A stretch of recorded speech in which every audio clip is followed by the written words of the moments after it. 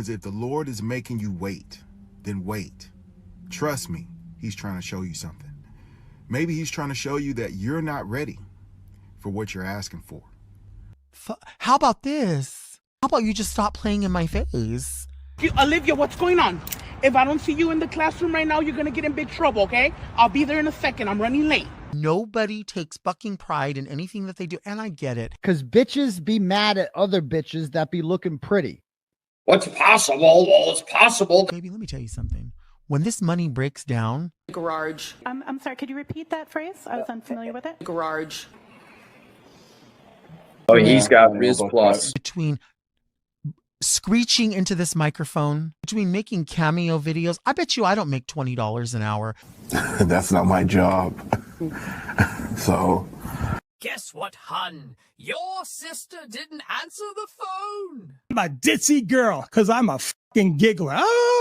He's out of his league the minute he even thinks about trying to even approach Auntie Deb. She's going to freaking lay him out in lavender. There's no coming back from Auntie Deb, man. No, that's a death now. Final boss. Gentle, you are not trying to cause problems, but you'll sting. Okay. I'm afraid of Auntie. I am. Oh. We all are. We all are. Yeah. Of me? Yeah. That's assault. She says that Aunt Deb, is it Aunt Deb, Jimmy? Jimmy likes you, Sean. I said, well, I'd hate to see what he'd be like if he didn't like me. Jay Carp sends $10 and goes, Auntie Deb is a meanie. Auntie Deb is a meanie. I know. He's sassy and fresh. I go into a situation expecting someone to play you. How then does the artist, for example, protect himself even? Well, I can't be played. A person trying to play me plays themselves. Like, puts it out and it's all falling everywhere. If she wants to create some scene or whatever and have her authority. I think that's dramatic. Months, 4 months, 3 months. Thank you, Poppy. Thank you so much. Higgins and Berkowitz in the garage with the car. If you have receipts, put them up. Guess what you're going to do? Run me my ketchup. Could someone provide me with that 143 page today, please? You're an outsider. I'm an insider. Oh, I'm so sorry. Some of it I noticed in there were emails that I had that I think you got from a FOIA request that you had on me back months ago. No. Well, it sure looked like it anyway. The other thing I was a little bit surprised at is... You no-neck hoe. No, you're mad because ain't no one ever given any money to you. No one ever give your no-neck hoe ass any money.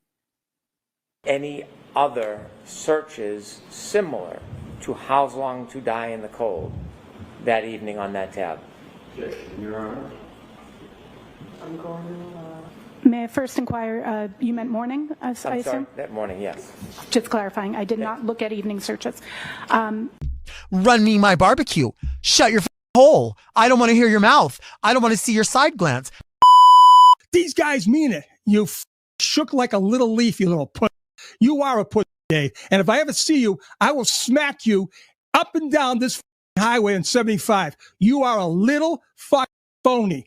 And guess what? Oh, I'm in AA, and you're drinking your balls off on TV. You little fucking scumbag.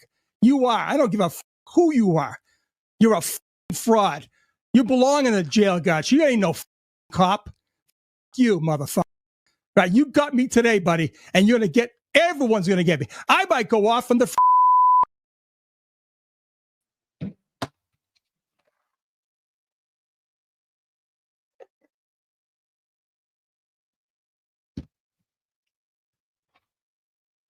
Good morning. Good morning. Can you hear me?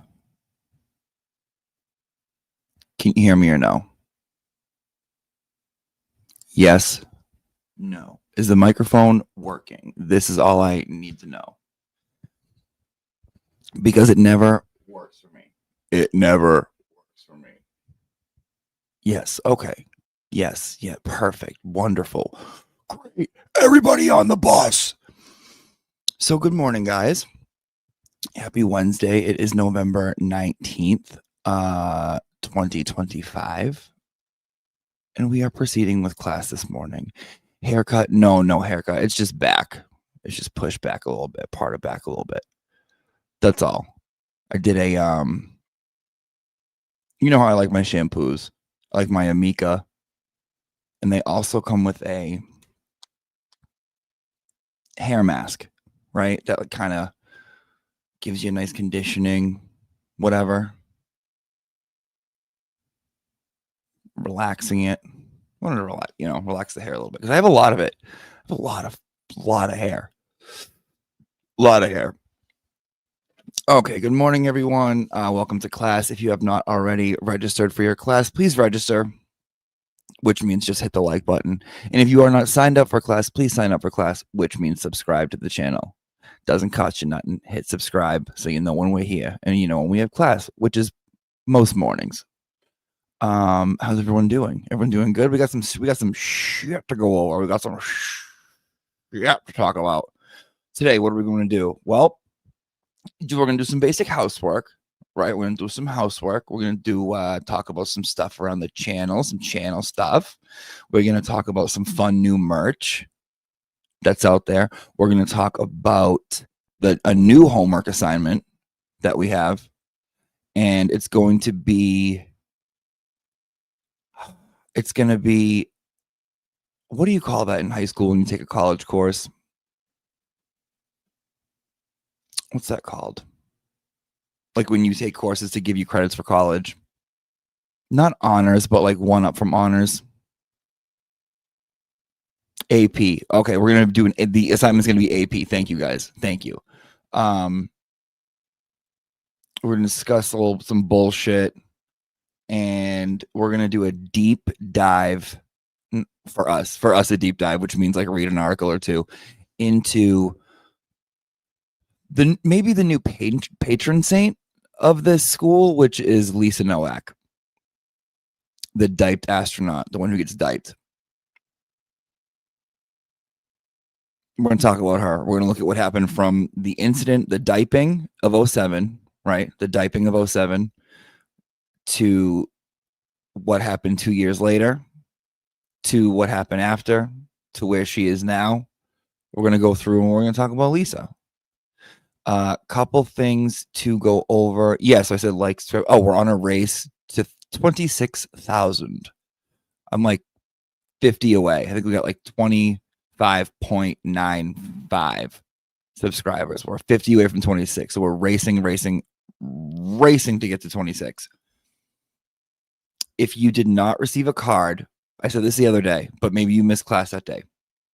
If you did not receive a card and you donated to It's All About the Animals for my birthday stream, and your card did not come in the mail, please email me. Now, if you have an address that is outside of the continental United States, please just wait, because it takes about a week or two to get there.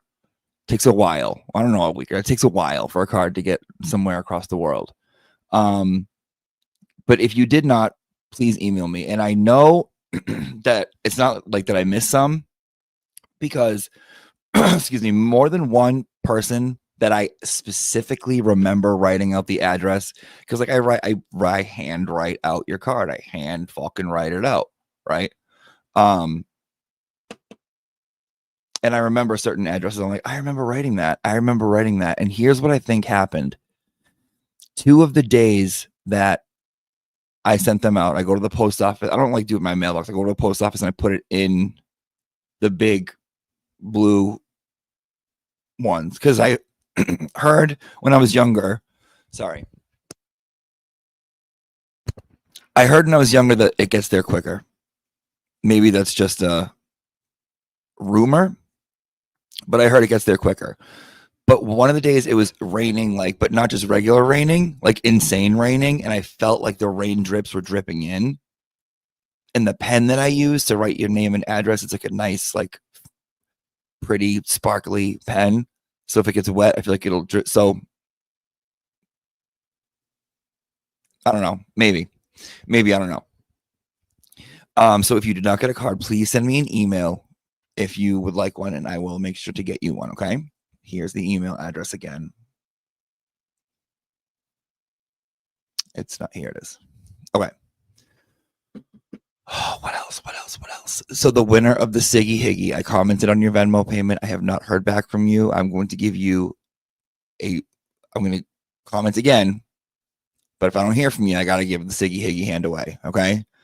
A lot of people wanted it. What else? Oh, okay. So for, we like to do fun little things here. We like to give back. We like to do giveaways. So I'm cleaning out, and only if I find something. Like, only if I find something that I'm like, would be better off with one of the people. Today we have a very, very cool one. So if you would like to donate to the school to help fix our leaky roof, we have the Cash App and the Venmo in the description of the video. So you look down, you press more to see the description. It's in the little box right underneath the video. And there's links to the Cash App and the Venmo. I think the PayPal too. And so for anyone who donates to the school from today until right before class tomorrow morning, you will be entered into a little wheelie. And any amount, I don't care. I'm not going to be like, must be 20 for 5. No, whatever you can. We're all different. We're all in our own little monetary IEP, right? You'll get in, spin it, and you will receive. Now, these were only given out to VIPs. And I wasn't even going to take this, but I'm leaving the Wilbur after the Wilbur in September. And Erica Walsh was like, I snuck one of these in your bag. You're going to want it. You might want it for something, or you could use it for something. I was like, oh, thank you. Because we had extras. Signed by myself and Aiden Carney. Little photo. We gave these people that got VIPs. I had one and I found it today, and I'm like, I bet someone that lives far away but feels connected and close to this area would love something like this. Like, I bet they would fucking love something like this. So that's what we're going to be doing today for the giveaway. Let's go over. Let me show you guys what we got new for the store, because I'm excited about this. I'm excited about this one. If you want me to stay, I'll never leave.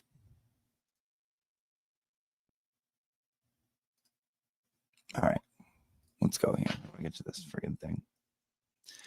If you want me to stay, I'll never leave you.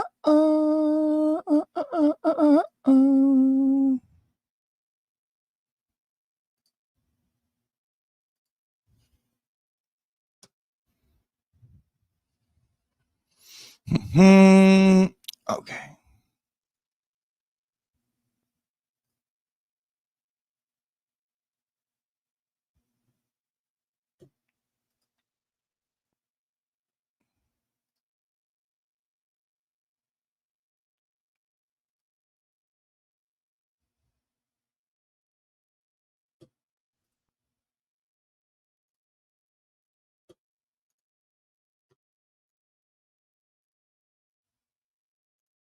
Okay, so when you go on YouTube, if you don't know how to get here, I'm going to show you.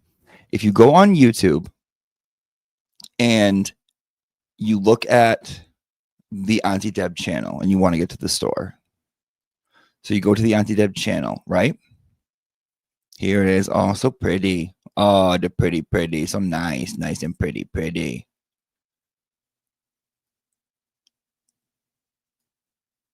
So you go here. How do I get myself out of this? Hold on. Okay. You go here, right? There's a little thing right here that says store.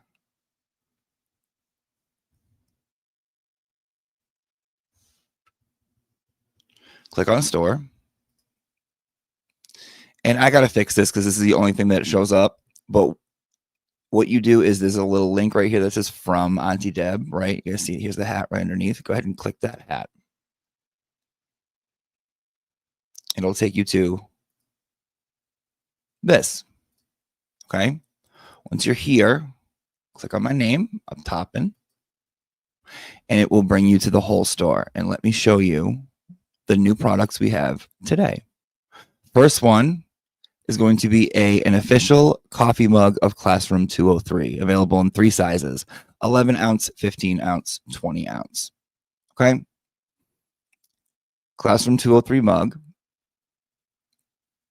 And it comes with a couple written rules on it.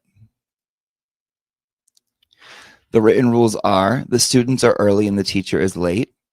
Always wear your jury tamps, especially on a key cycle. Avoid North Korea puss. Mascot peg leg. The teacher has an imaginary boyfriend. Animals come first. Get vaccinated for Giardia. Bring your best face of Irish poverty. And timeouts are an honor.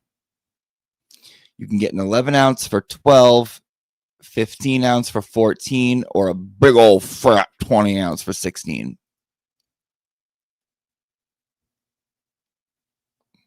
If you want me to stay, I'll never leave. Okay. Let me show you what else we got. Boom, jury tamp stickers. Jury tamp holographic sticker. Here's the thing about this. Get the 3x3 or the 4x4. The 5.5 by 5.5, the resolution isn't good. I don't even know why it's here. So if you're going to get one, don't get this big one. Get these two. And they are $5.25 and $5 for the smaller one. And that is sponsored by Jury Tamps, fit for any key cycle.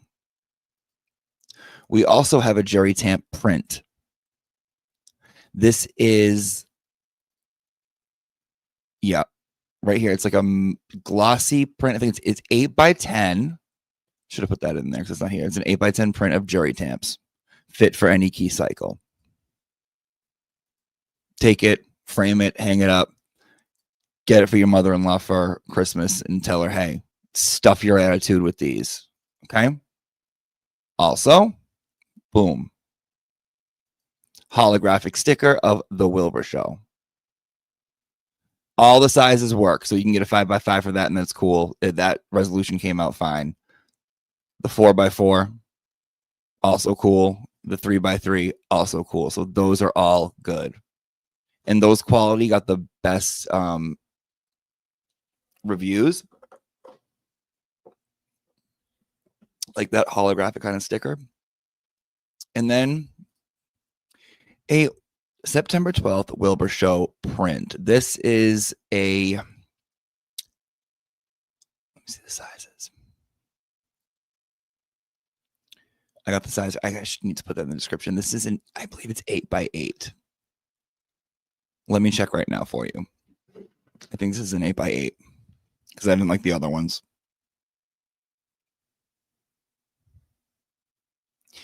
If you want me to stay, I'll never leave.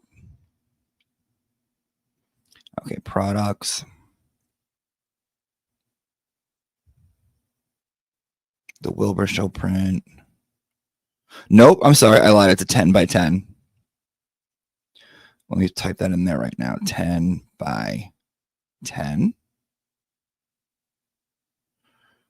Update URL to match new product name. Sure. And then let me also put on the Jury Tamps, that was 8x10. So let me change that too, so people know.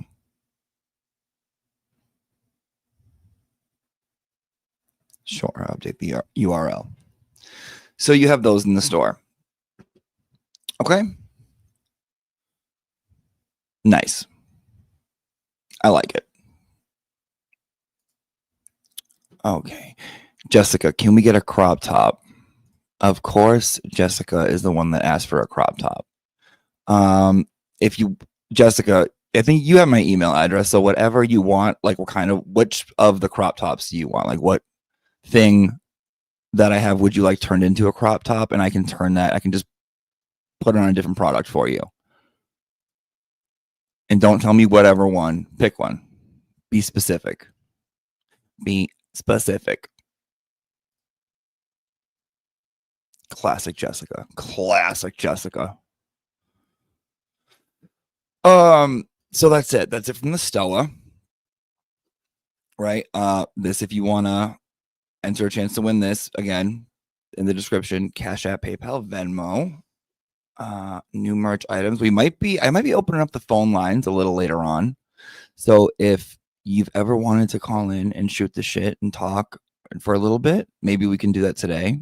I do have to give a big fat disclaimer on that because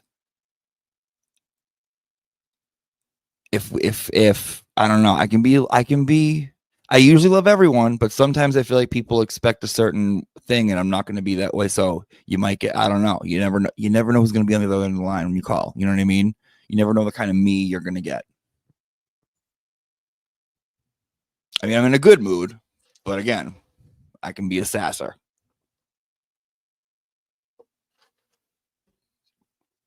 Let's go over the homework assignment too.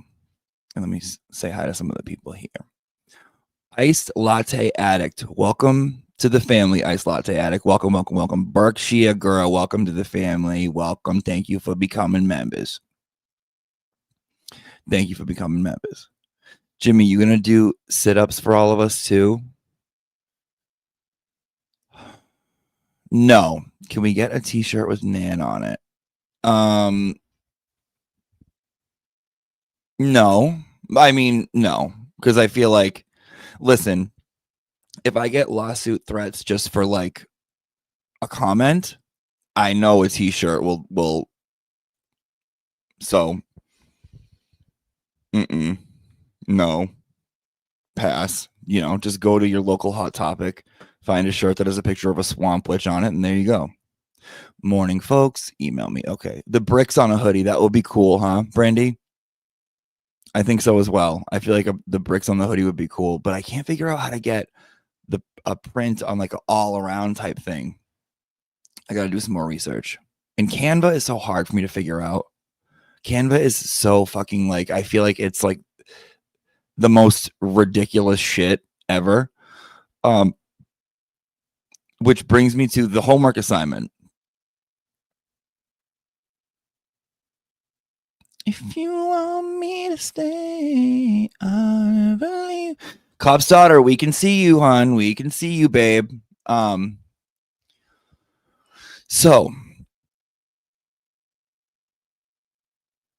we're going to be coming out with a calendar. The reason we're going to be coming out with a calendar, a Classroom 203 calendar, is because in the merch store, I was looking at the calendars and they are very cheap. So I can price a calendar very, very low, like a wall calendar, Classroom 203. I would love to see what you guys will do if, hold on one second. Dee Hun, if you go to my live stream videos and you go back, there's going to be a members only that I made public. The members only is called October 2025 members only. And there's a disclaimer on it with like, warning, this video contains explicit language, blah, blah. It was members. I made it public. Go knock yourself out with that one. And you will be all up to date and informed. I want to have a homework assignment where if you can make an image for the month of January. The image I would like is somehow related to peg leg, peg on my Lego, pegless, legless, legio grief. I want her somewhere there on January, right? You have complete creative freedom, complete control, and email me what you get. Email me what you come up with. The winner will, if they would like, the winner will help me create the calendar and will be compensated, right? I will give you a little something to help me out with it, but I will pick the winner. There's two-part process to this homework assignment. So if you do send me an image, right, everyone is going to get feedback. So everyone I'm going to respond to and everyone I'm going to give critiques to. And then I'm going to say, with these critiques, can you send me what you changed about it? I want to see what you do on your own and how you respond to your edits. the winner, and I might pick more than one, right? I might like this one and this one. I might say, hey, me and you are going to do January, February, March. Me and you are going to do April, May. I might have 12. I don't know. But for January, I would like a peg leg adjacent calendar image. And it's going to be a homework assignment for this week. Tons of Fun says, do we have to draw it? Tons. You can do whatever you want. Tons. You can draw it. You can have AI help you. You can cut images out of a People magazine and put it on a poster board. You can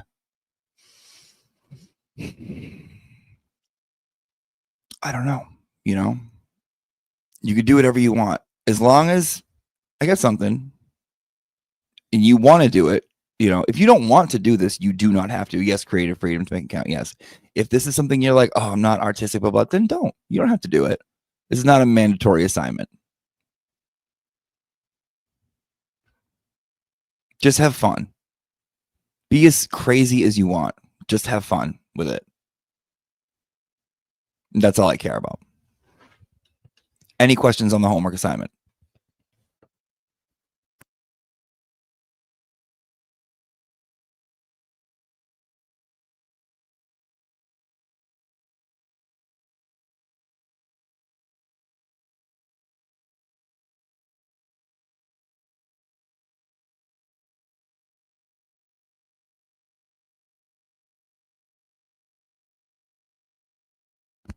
Aaron says, I'm not artistic at all, but I love to write.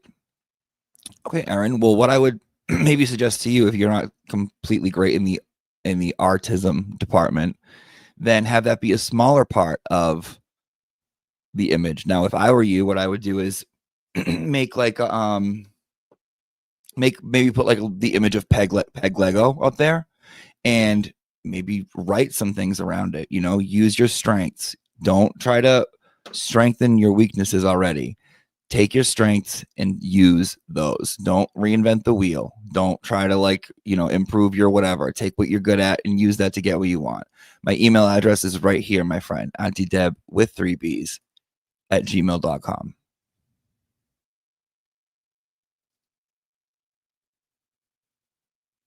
Please promise us one photo of Peter. Don't even worry. Don't even worry. We're not even there yet. Can it be her actual image? There are no rules. Can you share the assignment again for those of us who are tardy? No, rewind.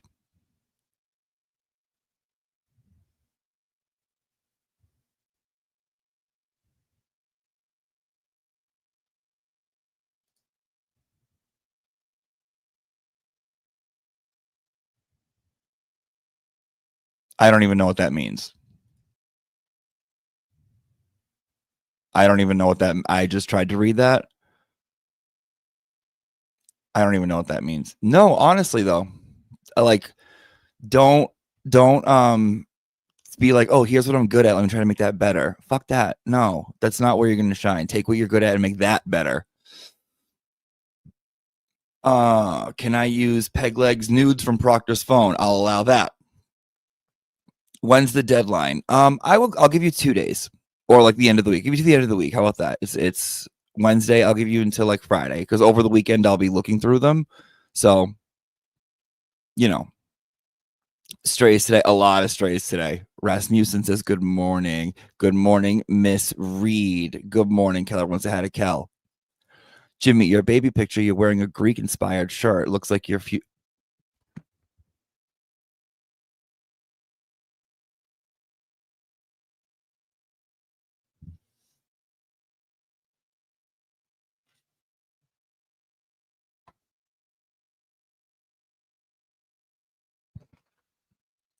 God damn it, you're right, Denise. God damn it, Denise. Denise. There are no coincidences. I'm just going to say that. Okay, good morning, Thickums. If you want me to stay, I'll never leave. Okay. Okay, let me get down to the bottom. Sorry. I know I look the exact same.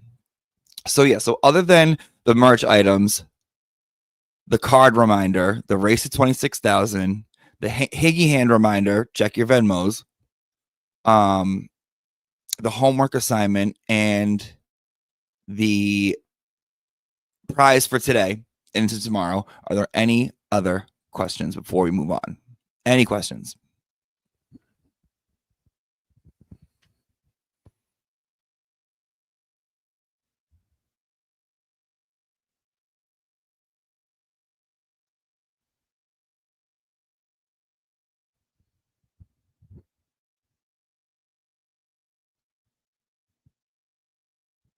Actually, you know what? I'll give you the answer to that. Phenomenal, heavenly, beautiful, the best, unbelievable, wonderful.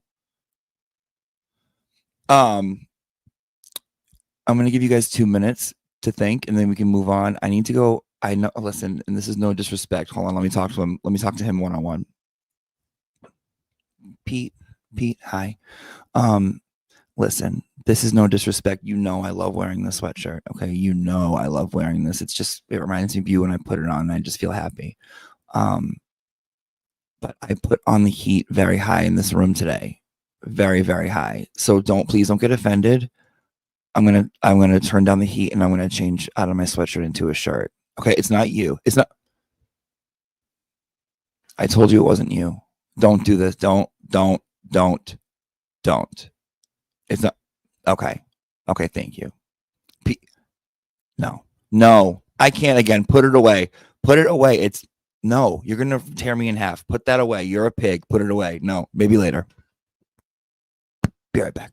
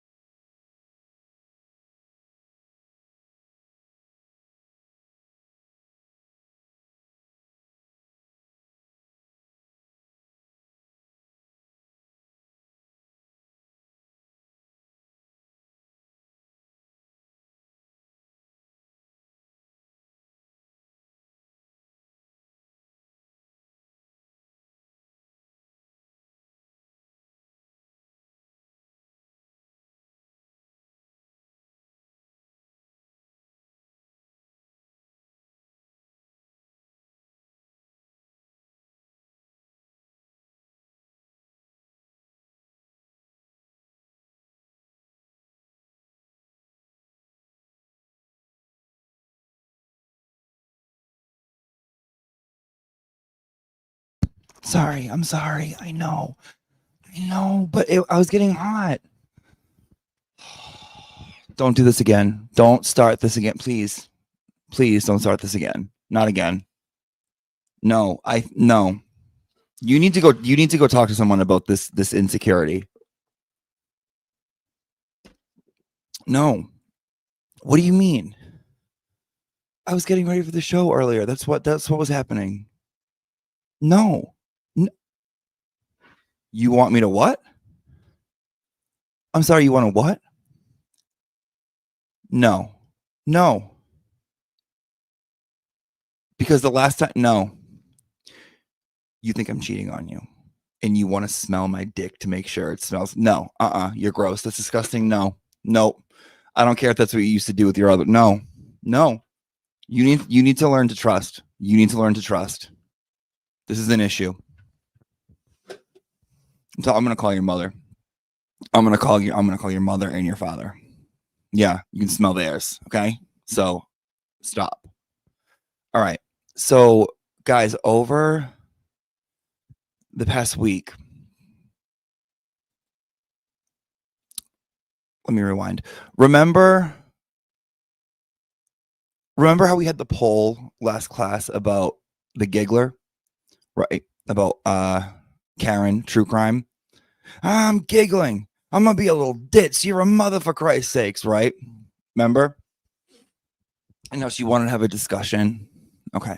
Remember Karen, true crime, wanted to have a discussion because she believes that deep down in my soul, I really know that Karen killed John. And if we just had a conversation and if I just listened, that she could change my, and I was like, okay. Yeah, I'm open to a conversation, but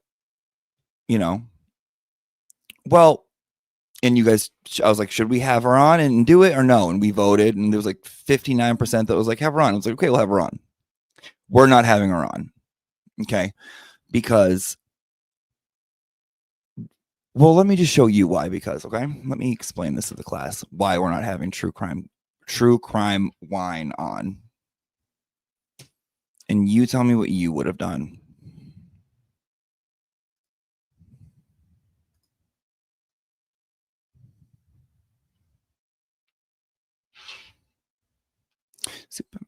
We're in the super chat.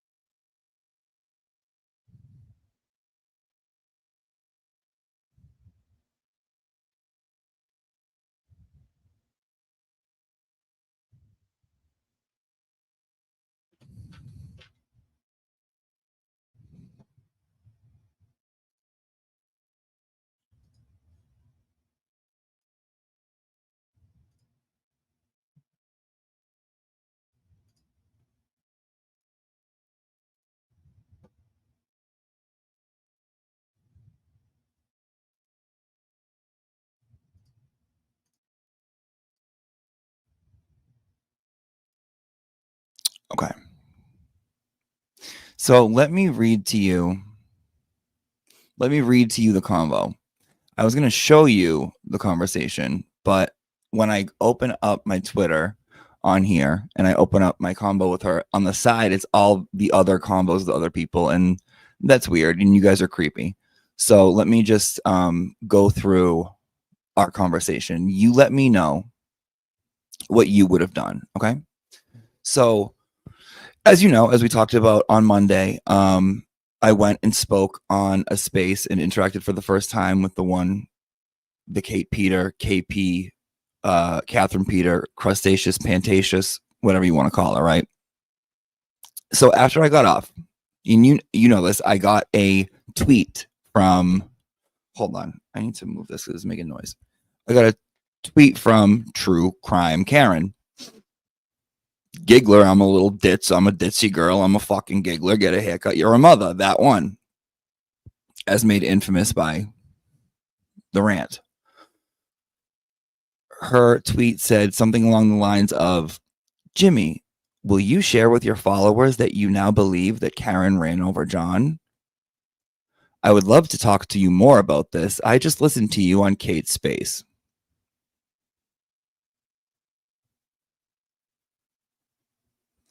Well, we know you're not a great listener, hon, because that's not what I said.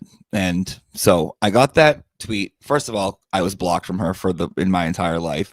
But what she tweeted at me, notice I was unblocked, and then she followed me. Okay. So I messaged her. Here's what my message says.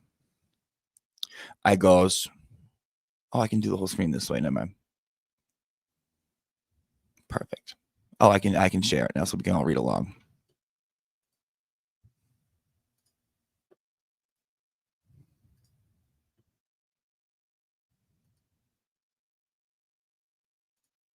Boom.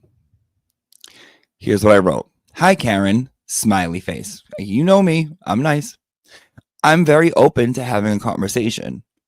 However, I don't believe she hit him. Haha. My honest thought is that I do not know what happened.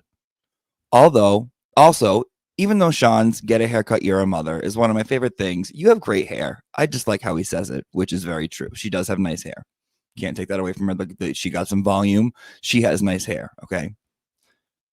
No one's saying her hair has good opinions, but her hair is nice. She does not have good opinions. So she responds, I still love Sean. His public apology to my hair is even better. I know you're not a dope. You're smart. You know she hit him.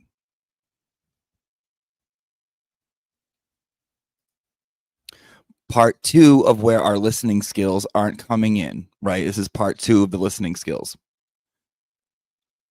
I didn't say that, hon. So you need to start doing this a little more, okay? Doing that a little more. You're in a spot where you can't publicly admit it, or you become me or Kate or Elisa. And who willingly does that? Now, I don't even know what that means. Kate stole money from Turtle Boy, so I don't know how I become that. I don't know who Elisa is, and I don't even know the story with her. You become me? I don't know what that means, become me. What? A non-listening wench with fucking shitty opinions that doesn't know how to communicate with people? No.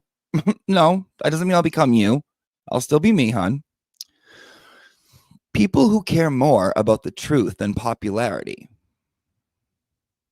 Seems shady. That seems very, very shady. But I will excuse all this, okay? Because if I'll not excuse it. I will just let it be, kind of shit. People who care more about the truth than popularity. You listened to Kate today. Pretend Karen was Kate and look at the actual evidence. There's zero chance you think he was killed by soccer moms and cops and they threw him on their lawn, not even knowing if Karen would come back. Now, again, Karen, true crime. Again, hon. Again, giggles. Your listening skills. Because if you had listened to me while I was discussing this with her, with Kate on the space, I said to her that if she was in the same position, Turtle would be doing the same thing for her. My opinion was the same. This is like coming on 4 times now in 2 sentences, hon. This is now seems like it's becoming a fucking. There's a little bit of a pattern. All right, let's keep going.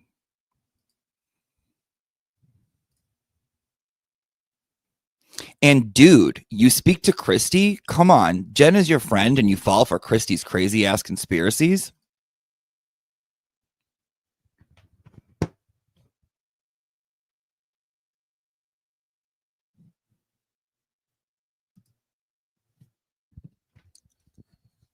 Now let me put this in a little perspective. Can you imagine someone you've never spoken to ever in your entire life that does not know you coming in and asking misinformed, odd, outrageous questions like that after they ask about something that you like? Here's the thing is, if she was like, we could have a conversation. I feel like maybe you're one that listens and blah, blah, blah. I appreciate that you listen. I would say, I get that. But to me, it feels like homegirl thinks she knows more than she does. feels like she has a if that feels like motive, I don't know for what, but it felt a little, it made me go, right? Made me go, Let's keep reading.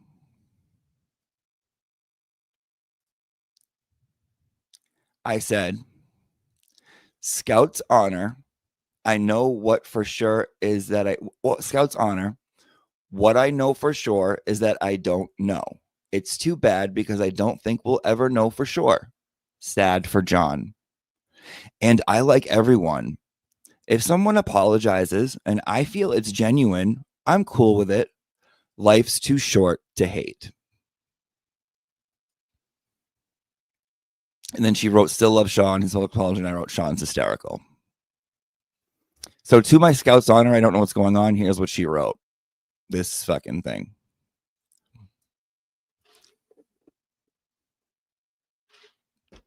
This chick makes me want to chain smoke.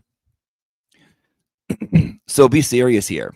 Her car reversing at 24 miles per hour, 75% throttle right before John's phone never moves again doesn't make you think. And then immediately after, she's raging voicemails early morning, says he's dead, hit by a plow, tells first lawyer she didn't think she hit him that hard, doesn't make you come to any kind of conclusion. I just wonder if you guys get embarrassed ignoring that, or if the popularity makes you be like, fuck it, I'll keep going with it. And if that doesn't make you think she did it, you still go after the witnesses hardcore with literally zero evidence at all. For real, I'm trying to understand, and you seem more rational than many FKR, so I'm hoping you can make me understand.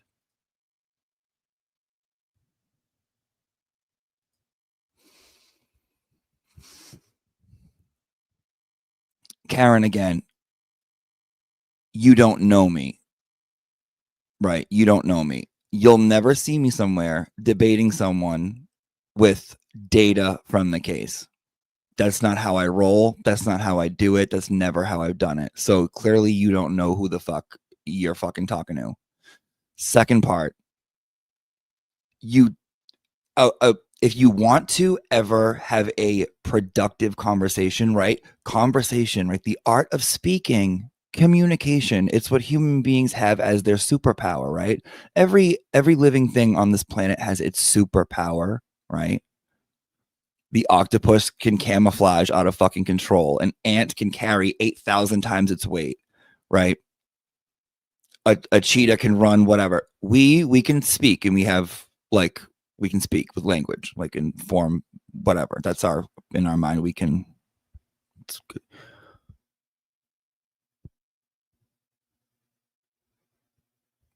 So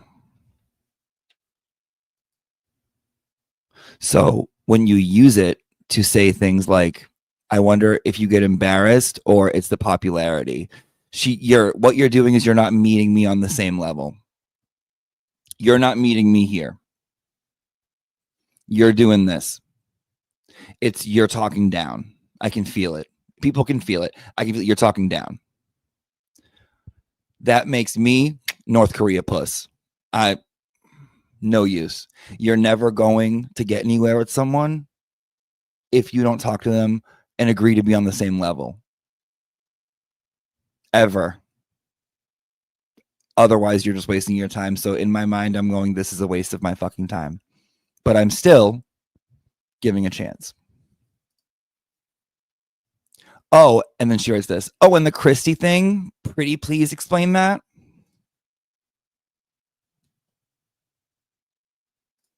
Oh, and look at the bottom. Oh, and the Christie thing, pretty please explain that. Hi, someone I don't know. I had blocked and never talked to or anything. Can you explain that? Okay, so here's what I wrote. We can totally have that conversation. Messaging gets misconstrued. So when you want to talk about it, I'm completely open. Now, mind you, I'm kind. And I will remain kind until I feel a reason that I should not be until I feel a reason that if remaining kind continues, I'm just, you're going to get whatever. It's just not good, right? So I will remain kind. But watch. I go, we can totally have the conversation. Messaging gets misconstrued. So when you want to talk, I'm completely open. What thing about Christy? My encounter with her, or did something happen that I missed? And then I write, is this a conversation you want to have with me one-on-one or publicly? Either one is cool. Because I was not sure if she wanted to talk to me on the phone or if she wanted to come on here, if she wanted to do a space. I was not sure because she didn't specify. So I didn't know what she wanted.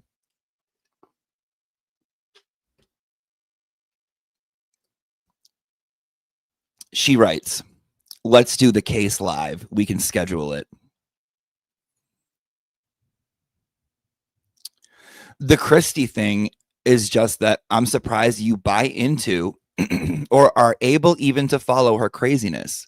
She's also cruel to Jen, along with so many others. Just be warned, whatever you have messaged her will eventually be posted. Not a single person is immune. You should even just look at her thousands of court docs to understand what you are dealing with. I'm dead serious.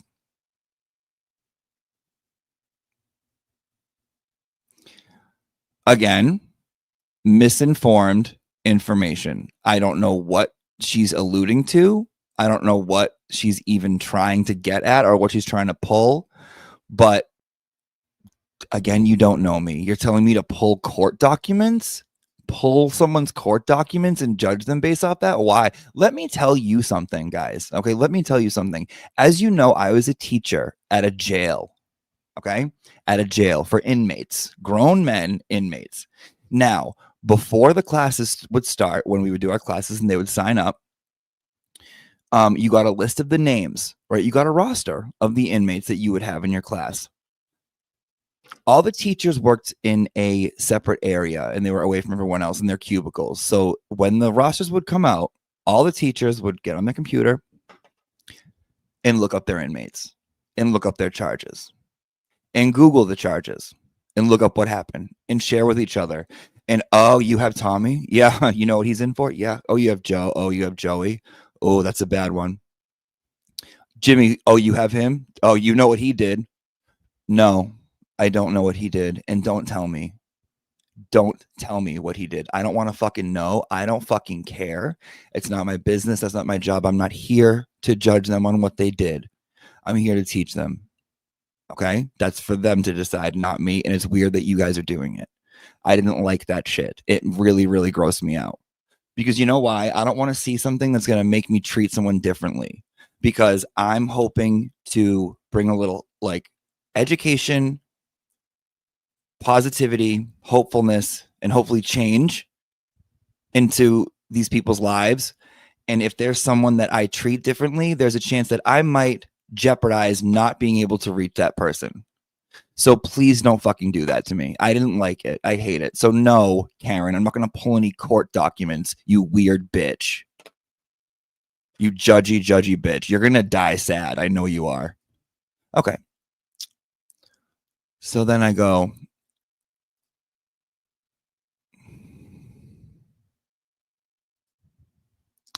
I'm down.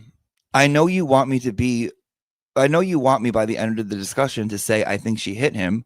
I don't think I will, but if you convince me, then I can admit to fault. I don't know how familiar you are with me, but I'm not the type to argue and generalize people. You AFKR people, group people together, you AKR people. But I highly enjoy a conversation with another person and talking to them at face value. I also am very silly. I don't know if that's what you would be looking for. Because at this point in my head, I'm like, maybe I should just put her on someone else because I think she wants something that I can't give. Correct? Felt like it. Now I respond to the thing where she talks about Christy. I go, I know she's unhinged. I know. I was on the receiving end for a month. I don't always follow her logic, but I do think her end goal is the genuine truth. I know her and Jen had a big falling out, but that's between her and Jen. They had a friendship, so I imagine they are both hurt by the fight. I like them both, and I don't get in the middle of anyone's stuff. I'll always listen to someone because I can't hate someone just because someone else does. But I get it. Still, right, kid gloves. I'm still on kid gloves with this shit.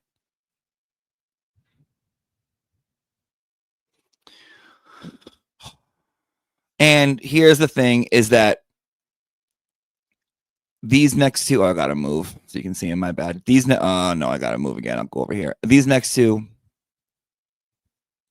are the ones that where I was like, I'm not gonna even respond. I'll wait till if she ever hits me up. I'm like, yeah, let's do this. But for now, it seems like she only wants to talk about drama. She goes, she will share any private messages, be warned. She's loyal to no one. And yes, I know your vibe, and I'm similar. I don't get angry or nasty unless it's done to me.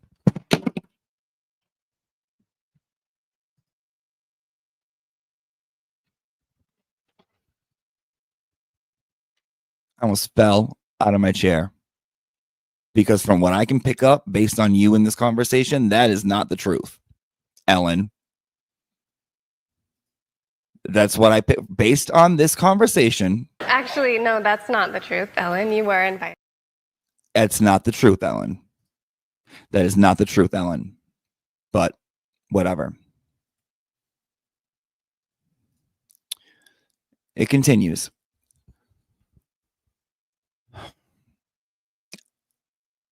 All I ask is that you're honest and you don't just follow FKR talking points. So right there, and you don't just follow FKR talking points, right there, she's generalizing after I just said to her, I don't generalize. Don't do that. That's not intelligent conversation. It's not. It's just not. It's just not.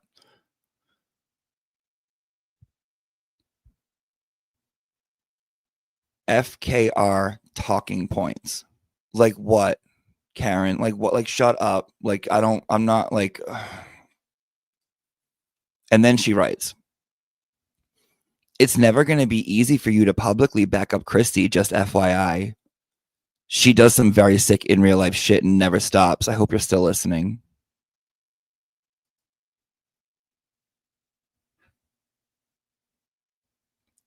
Now I'm realizing that this entire conversation has nothing to do with her wanting to have a conversation about the trial. Nothing. Nothing. That was her excuse to get in and message me. So, Monday night, there was a space called I'm Not John Barron. And then there was another one a second after called I'm Not John Barron Part 2, hosted by Meredith. Speakers including Meredith, Larry I Legend on X, and John Barron on X. And I believe that's all that was there. I can't go back and listen to it because it's gone. But when I got up there, that's all who was there. I had to go up there because my phone started to blow up with people being like, oh, you are John. Oh, you're John Barron. What I learned tonight, Jimmy's John Barron. Hey, blah, blah, blah, this. And there were these comments, like, not just like accusations, but like factual, like, no, Jimmy is this person. I'm looking at my phone, I'm like, what? And I don't even know what they were talking about. I write back, I go, what do you mean? What do you mean? What do you mean? One of them I call and I go, what do you mean? I don't get what you're talking about. And they say, they're up there saying you're John Barron. I said, what do you mean that we're saying you're right now? They're talking and they go, yeah. And I go, let me call you back. I go, I find the space, boom, I get in, boom, I hit request to speak, right? Because I'm like, what are you guys doing? What? During that, I don't even know how long it was while I was on there.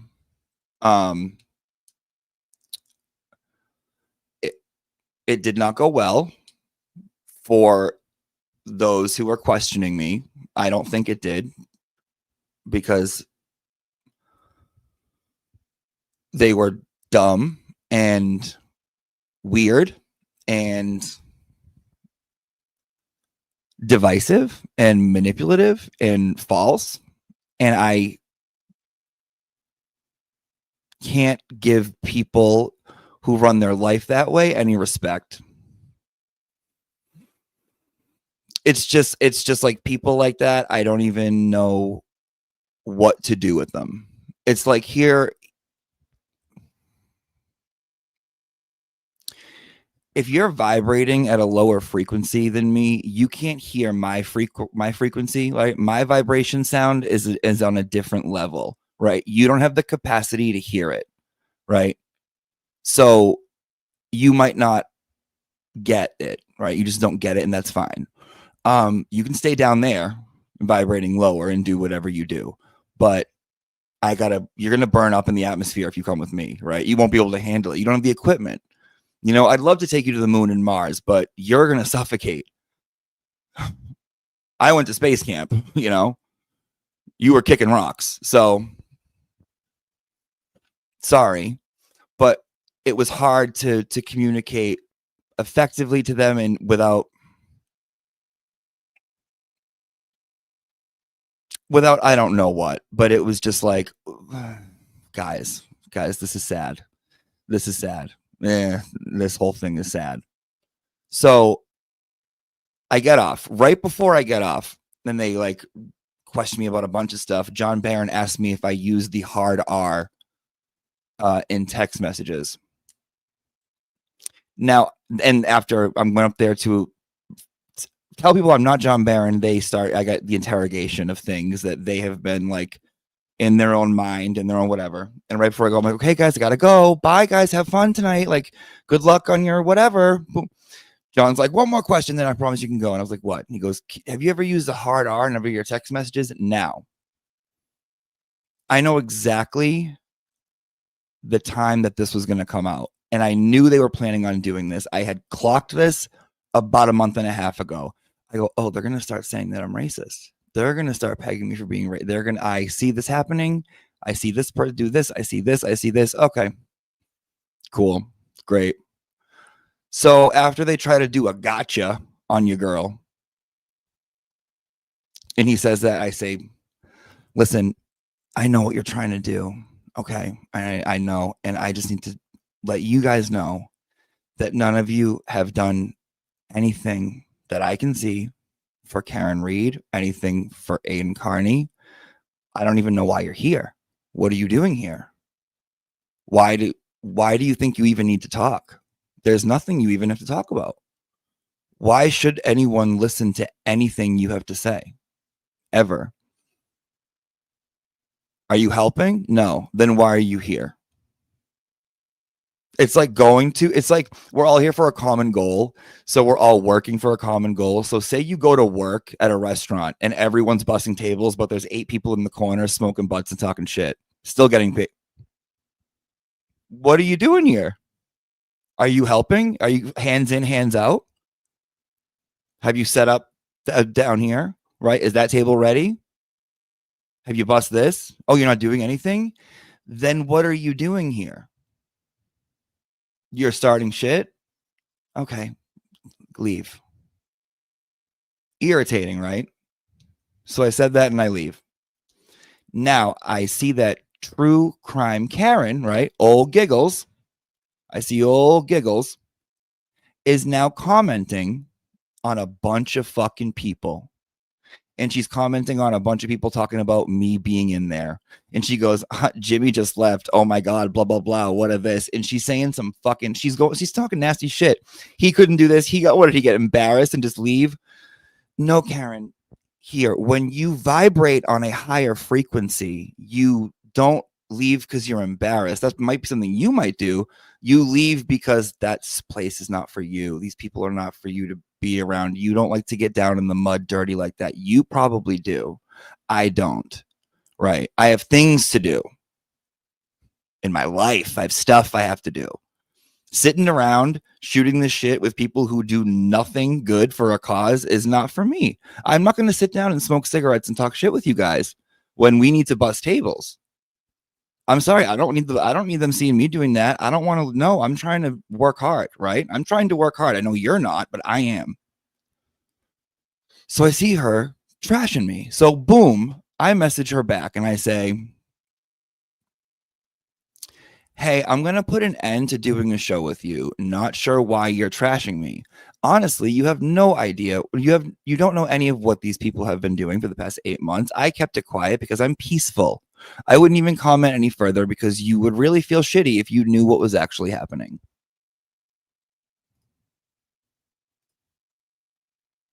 So that is the reason why True Crime Karen Giggles Haircut Mother will not be joining us. I will not be speaking to her.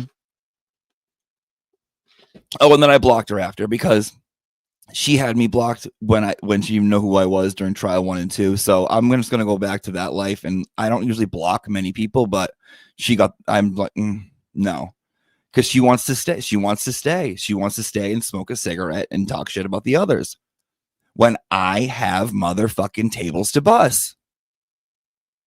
Can't. And if I get up and leave, she's gonna say, "Where are you going? Where are you going? Come back. Sit down. Sit down. What about this? What about this? Come." No. I don't even want to waste the half a second it's going to take for you to bother me to say no to you. So go over there and see you later. See you never.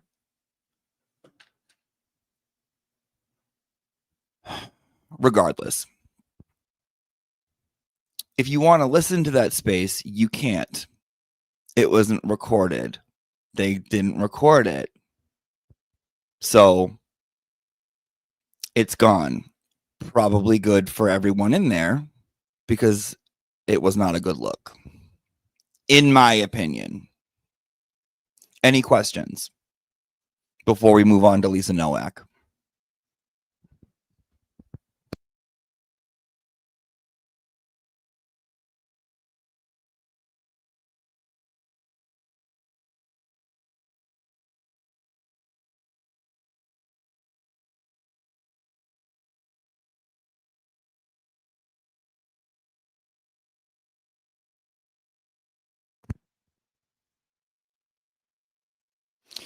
Yes, Jerry, me too. I can't stand it. It's like people will get out there and they'll be like, they'll just reiterate the same point over and over and over again.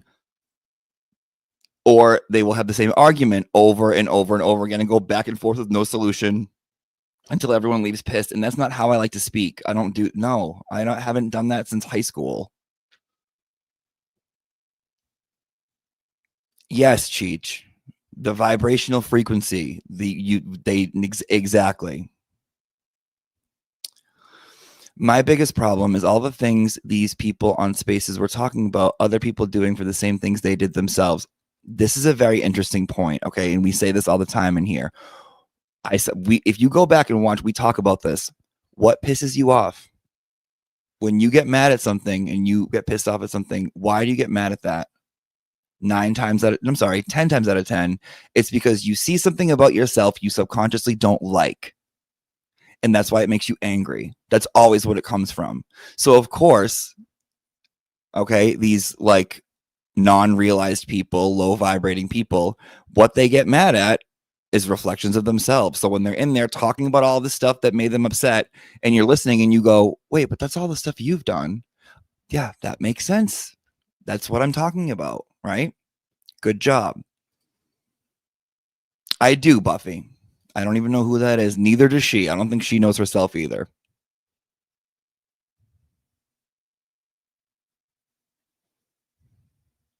Go, get you go. How old are these people? Let me remind you. Fully grown adults. And Miss McKinney, I had you in mind when I said to her, I had you in mind when I was like, I don't think I'm the one for you, because I know you've been dying to have a conversation with someone who thinks Karen's guilty. You've been dying to have an actual look at the facts conversation. And I was literally going to be like, maybe she's better for Miss McKinney because she seems like a kind of like cunty to me, and like I don't really roll this way. I was gonna hit you up and be like, do you want to talk to this bitch? But I would never do that to you now, and I'm gonna protect my Miss McKinney. You stay away from that wench, okay? Go. They want to drag you in the gutter with them, and sometimes there's no choice. Sometimes you walk away. Yeah, it seems like sometimes you got to go in there. Here's the thing: sometimes you got to go in there, and not often, but sometimes there comes a time where you have to speak the truth, shame the devil. You know, you can't let it go on too much longer. It's what you got to do.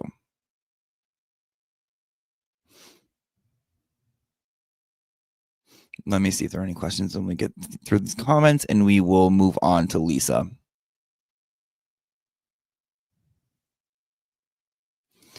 The spaces are embarrassing in general, says Robin. They're embarrassing when people use it to be like, I'm finally going to tell my truth. Finally, my journey will be told. Finally. That's when it's embarrassing. A lot of the times it can be very, very productive, right? Erica Walsh does spaces that I absolutely really love. Turtle Boy spaces are out of this world. 10 out of 10. I mean, everything. His fucking shows are 10 out of 10 too, dude. I was talking to someone about that last night. Like, you got to watch everyone. It's the entertainment. It's just the best. But his spaces are top notch because you can take callers, but quickly. So not all of them, but the ones that are like, I need to speak about my victimhood. Blah, blah, blah, blah, blah. Those ones.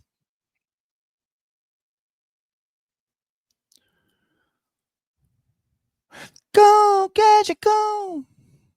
No questions, but appreciate you explaining what I haven't understood folks discussing since like this morning night. Thanks. And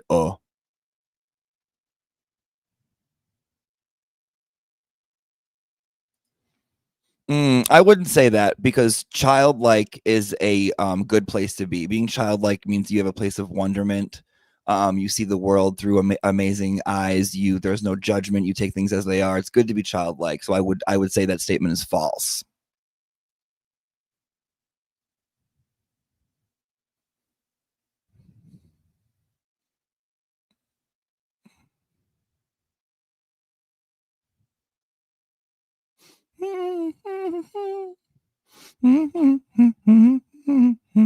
Go, get you go. Sometimes you got a Karen. What does that mean? Save her?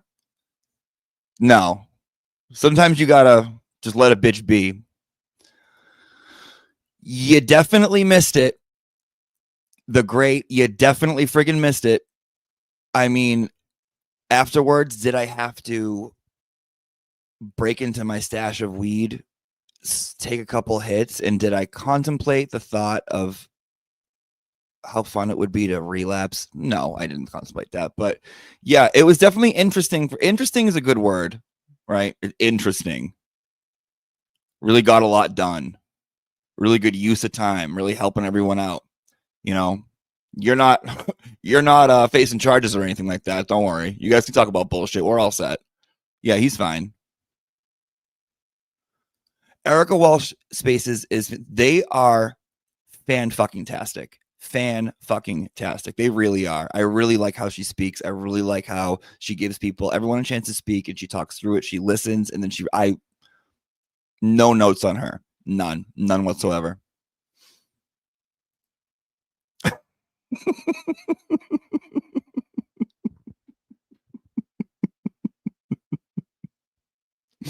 I'm with you. I'm fucking with you. Go, gadget, go.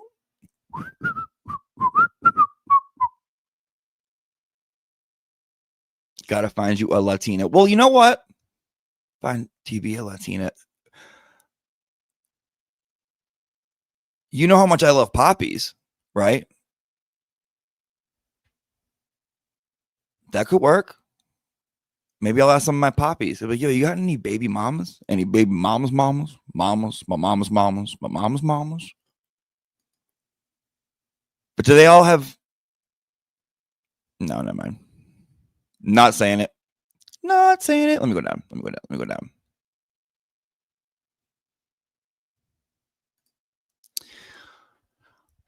The thing about the Larry, right, is if you've ever heard him on anyone else's space, it's like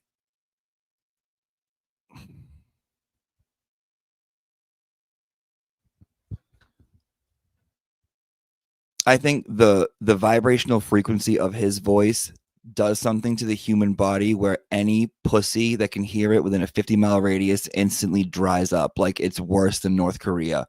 Like, I don't know how anyone would listen to a thing this guy says and be like, oh my God, I would love to.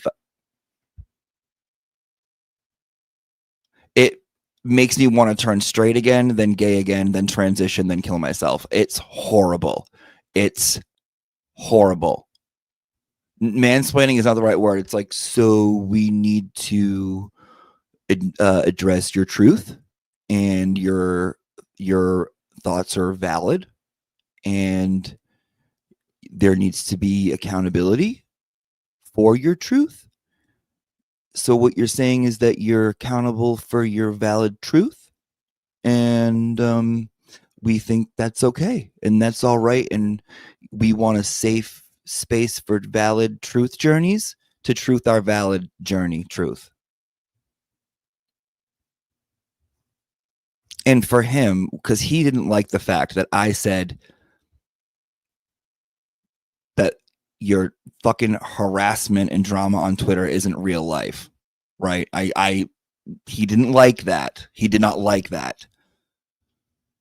Because he's like, he goes, oh, this is the part, right? This is the part that really fucking, he goes, so let me ask, you said that this isn't real, but what do you suggest to do when this does interfere with real life? And I'm sitting here fucking, I got like shit to do. I'm here just trying to say hi. I'm not John Barron, right? Like, you know what I mean? Like I'm in my car. I'm in my fucking driveway. I'm in my driveway for 10 minutes too long talking to you fucking losers. And I was like, what do you mean? Like, what do you mean? This, like, I don't like, one, I don't like the tone of your voice. Two, what do you mean? He was like, well, you know, just, and buckle up. Just, what does the great Auntie Deb have to say?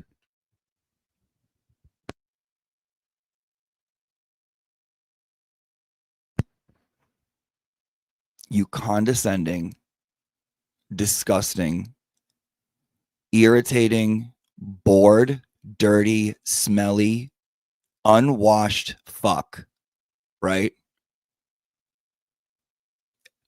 I will catch even the slightest bit of shade. He thought that I would just answer and I was like, ew, I know what you're trying to do, Larry, right? But ew, what about you, Larry Legend? Okay, when's the last time you did a physical fucking exercise like Larry Legend? Don't compare yourself. Don't. Don't. Never. No. More like fucking, never mind. So whatever. Regardless. So he's like, what do you suggest when it enters your real life? And I like did an inhale because I'm not going to like that back because that's not my thing. So I'm like, okay, let me answer honestly. I said, well, you know, we get to certain places in our lives by certain choices and steps we make. So somewhere along the line here, right? If this happened to me and it got involved in my real life, somewhere along the line, I'm going to have to look to see where I messed up and where it led me to this happening, because an attack just doesn't come out of the fucking blue to someone sitting in their house, right? You don't see people sitting around with their thumb up their ass in Oklahoma and a banjo getting attacked on Twitter by you guys. It happens somehow. Somehow it happened. You play a part in it, right?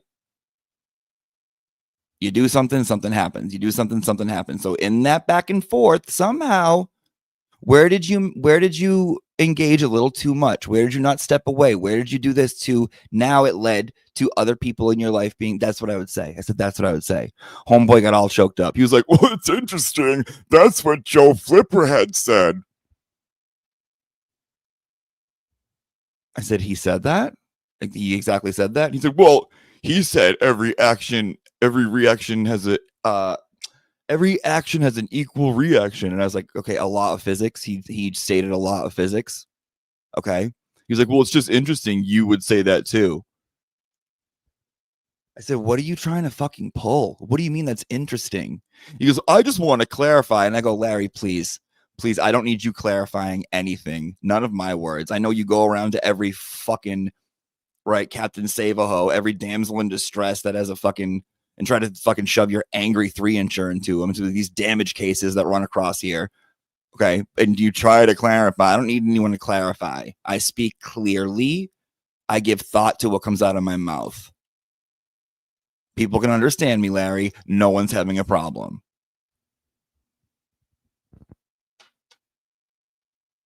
Don't. Ick. Gross. Right? Gross. So, I didn't want to get down to that level, but I had to. I fucking had to, because it just gets to a goddamn point where it's just fucking irritating. It needs to stop. So that's what happened. And I wanted to go back and listen to it after, because, when you're like doing that, going at like in that kind of environment, I feel like you kind of just like, you black out a little bit. So I'm like, oh, what happened? What, like, I want to like re-listen. I want to re-listen to it. Go re-listen to it. Gone.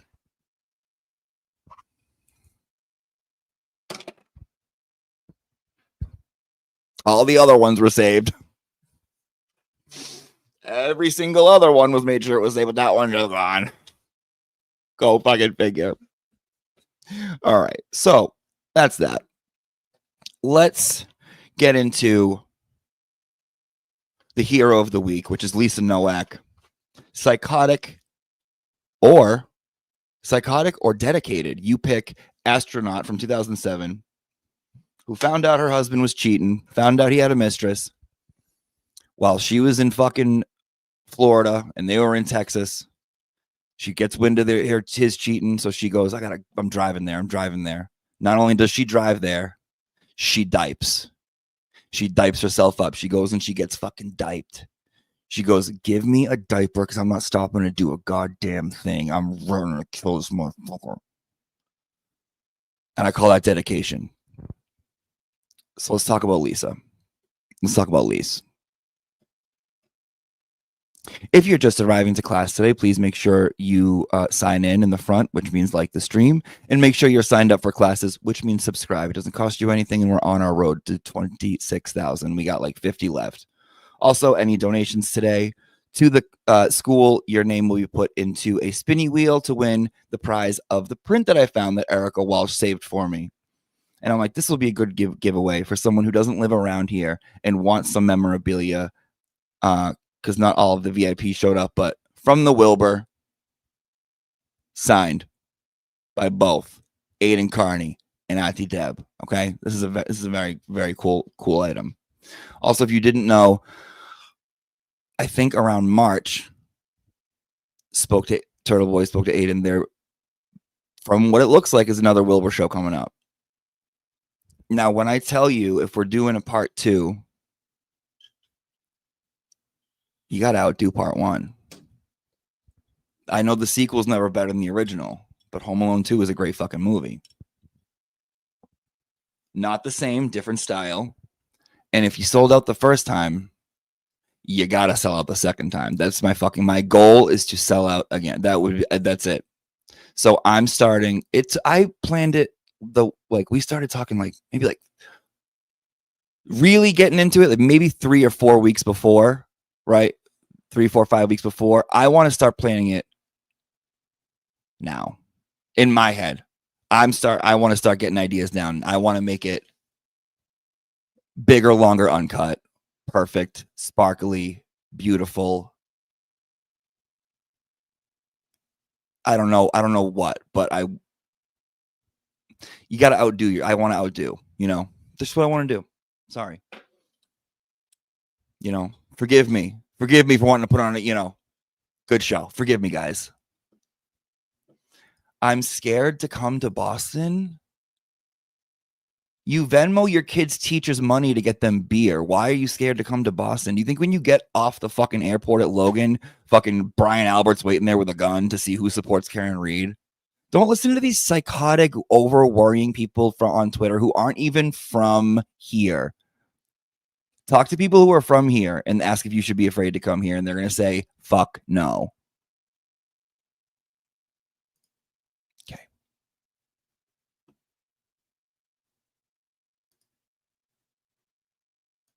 Peters John and John Peters. Thank you, John. Thank you, John Bags. Jersey got a new membership. Jersey, can we talk about Grant not cleaning his room? We will discuss this tomorrow. I did not prepare for this today, but yes, we can. We can talk about the Grant and the room cleaning. We can discuss that tomorrow. Because I want to get into Lisa, but yeah, we can discuss that tomorrow. We can totally discuss that tomorrow.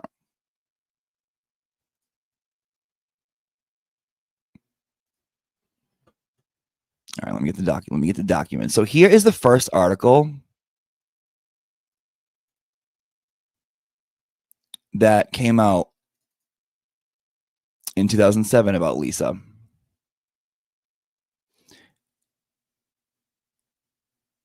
Pull it up.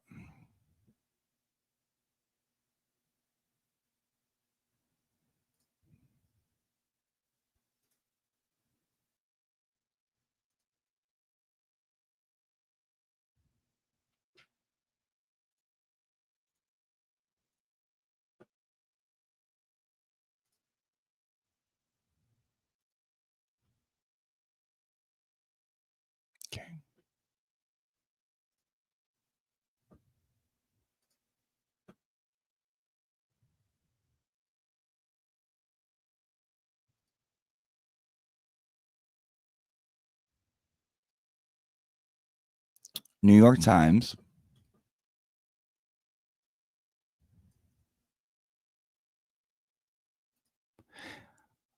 Astronaut charged with attempted murder.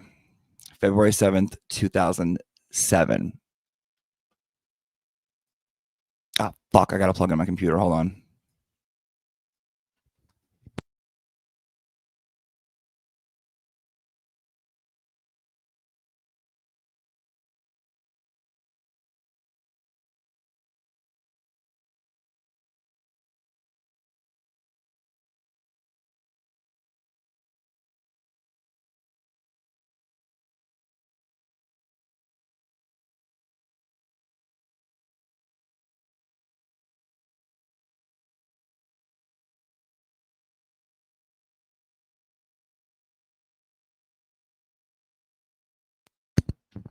My bad. Okay, I'm back. So think back to 2007. Yes, I can see you. Whoever said, can you see me? Yes, I can see you. The police in Orlando, Florida, filed attempted murder charges today against Captain Lisa Marie Nowak, a NASA astronaut who the authorities say attacked a rival for another astronaut's affection at Orlando International Airport on Monday after driving more than 900 miles from Houston to meet her flight. Captain Nowak, a Navy captain who flew on a shuttle mission last summer, was originally arrested on attempting kidnapping and other charges, and a judge initially set a $15,500 bond at a court session this morning. But this afternoon, the police filed the new charges against her, saying they had evidence Captain Nowak intended to do serious bodily injury or death to Colleen Shipman, a captain in the Air Force, because she considered Captain Shipman to be a rival in her romance with fellow NASA astronaut Commander Bill O'Feely. Bill O'Feely is Ben O'Feely to many astronauts. When the police arrested Captain Nowak, they found her in her possession a steel mallet, a buck knife with a 4-inch blade, a BB gun, and a map to Captain Shipman's house, they said. Captain Nowak's lawyer argued this afternoon that prosecutors and the police did not have enough evidence to back up more than severe charges, but were only trying to persuade the judge to order Captain Nowak to remain in custody. The judge increased the bond for Captain Nowak by an additional $10,000, which would still allow her to go free her pending trial. But the judge said Captain Nowak would have to wear an electronic tracking device in order for her to stay away from the woman she is accused of trying to harm, Colleen Shipman, captain of the Air Force. According to the police, Captain Nowak drove more than 950 miles from Houston to Orlando to meet with Captain Shipman, who was flying from Houston to her home in the Orlando area at the same time. Because she wanted to confront Captain Shipman after discovering that she was too involved with Commander O'Feely and the astronauts. Captain Nowak, 43, was wearing a trench coat and wig when she was arrested early Monday morning. She told the police she had worn diapers on the journey so that she would not have to stop to use the restroom so she could arrive in time to meet Captain Shipman's flight at the airport.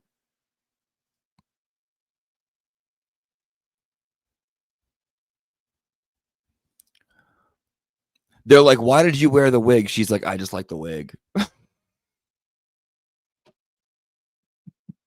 Has nothing to do with me doing any of this or being here. All right, let's check out some pics.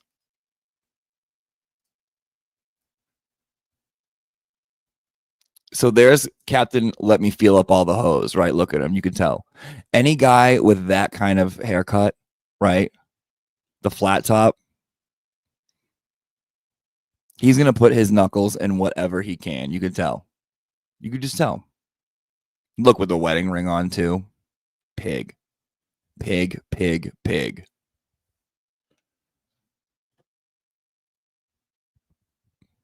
Homie likes to.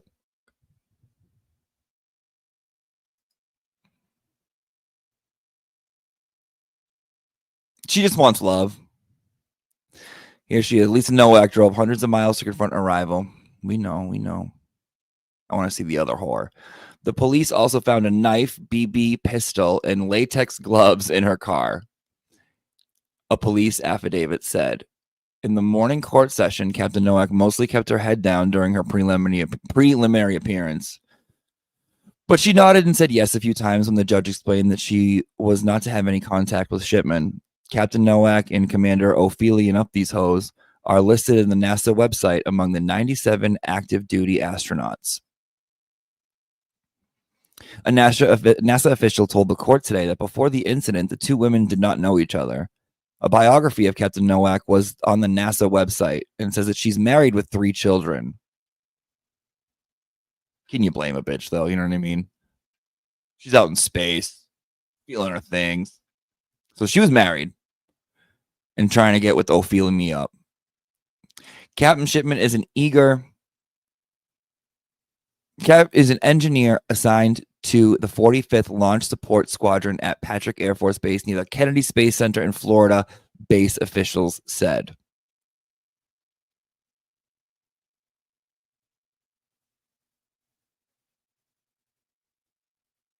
Okay.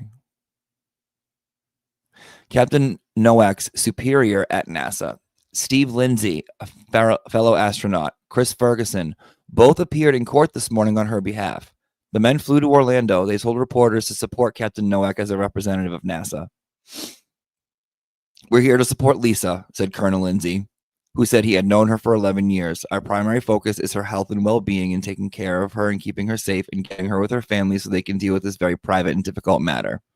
All right, so clearly Nowak was going through something, and she has people supporting her, which is good. It's good this is why you got to give yourself, this is so important, dude. This is so important as to why you got to give yourself good fucking babysitters. You need to give yourself good babysitters. Surround yourself with people that actually care about you, right? And that don't want to see you in any bad situations. Don't be around people just because you think they're cool, or you think this, or you're so lonely and you hate yourself so much you'll just hang with anybody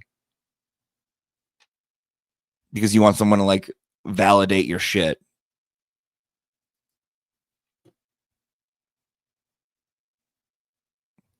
Television stations juxtaposed Captain Nowak's official NASA photo, showing her smiling broadly in an orange flight suit with a mugshot, showing her looking wan and disheveled, with a furrowed brow and her hair splayed in all directions. Captain Nowak, that's kind of judgy. Captain Nowak, a graduate of the United States Naval Academy, who also had a master's degree in aeronautical engineering, operated a robotic arm during the shuttle mission last July. She had been scheduled to work at the Johnson Space Center on the planned Atlantis mission next month, relaying messages to the shuttle crew. Stephanie Shireholtz, a NASA spokeswoman, said today that Captain Nowak's status at NASA was placed under review following her arrest. The Orlando police say that Captain Nowak told them when she learned of Captain Shipman's plan to fly to Orlando, she decided to drive to meet and talk with her. She disguised herself in a wig and glasses and trench coat to confront her in a parking lot of Orlando International Airport, according to a police affidavit. Captain Shipman told the police that she notified a woman following her shortly after the flight from Houston at about 1 a.m. on Monday, where she was waiting for a bus to take her to the terminal to her parking lot to pick up her car. The two women boarded the bus at the same time, she told police, and got off at the same stop. At the parking lot, Captain Shipman noticed the other woman was following her, and she told the police and quickly entered her car after hearing running footsteps behind her.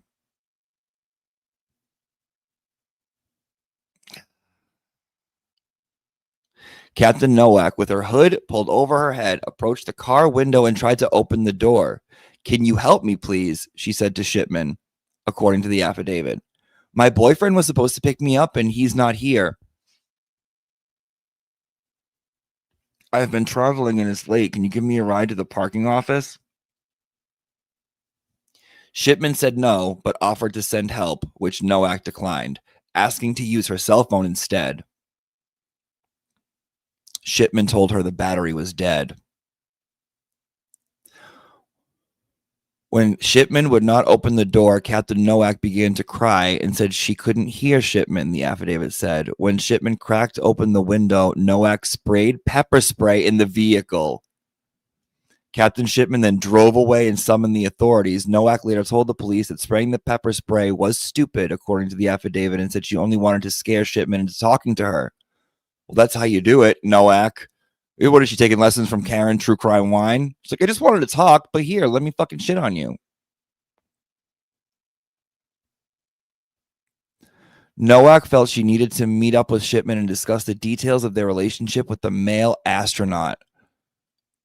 In court this morning, Nowak's lawyer argued that she was an excellent candidate for pretrial release because she had no criminal record, and then she saw no attempt to kidnap, but rather an attempt to speak to someone in their vehicle. He said Captain Nowak had an exemplary record of commitment to her space career and the country, indicating she could be trusted to return to court and stay away from Shipman. One's good works must count for something, he said. The Assistant State Attorney, Amanda Cohen, said the facts indicated a carefully conceived plan to kidnap and perhaps injure Shipman. Police said Nowak described her relationship with Commander Ophelia as a working relationship, but more than working, less than romantic. All right, so we're more than working, but like less than romantic.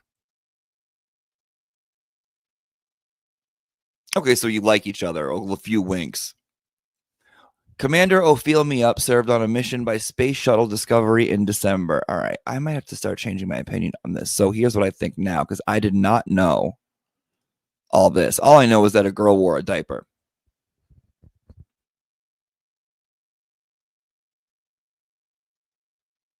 To me, it sounds like Commander Ophelia.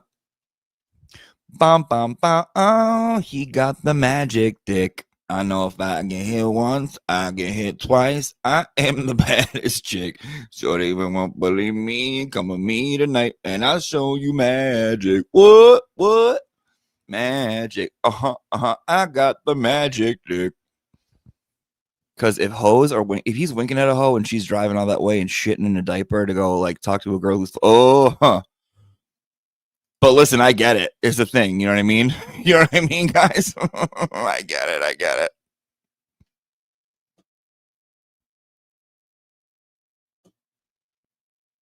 All right, let's grab the other one.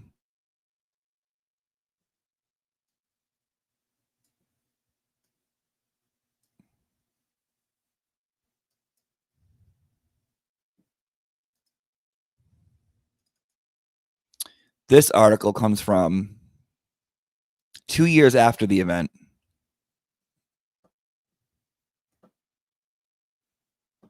So let's see what happens 2 years after that article was written.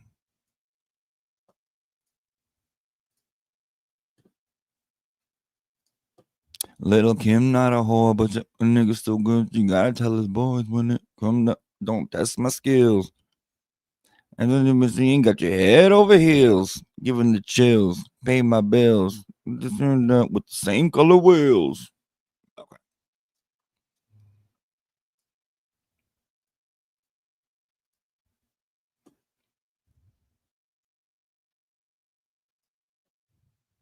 Let's dive into this. This comes from, that one was New York Times. This comes to us from CBS. About 2 years later, ex-NASA astronaut, so that tells you that she got the old X name, Ex-NASA astronaut Lisa Nowak, guilty plea in bizarre space love triangle. So she pled guilty. Things I didn't know any of this stuff. I'm learning with you guys. Oh, don't tell me that this came out and blocked out certain parts so I can't read shit. We'll see what we can get. All right. A judge has given the order to former NASA astronaut Lisa Nowak to stay away from her one-time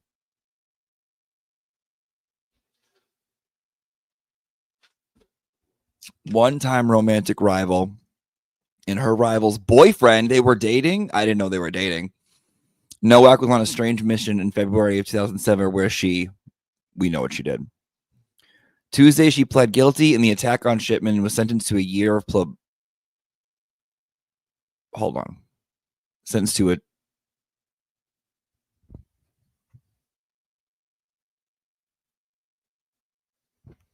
She only got a year of probation for that. She pled guilty and only got a year of probation for that.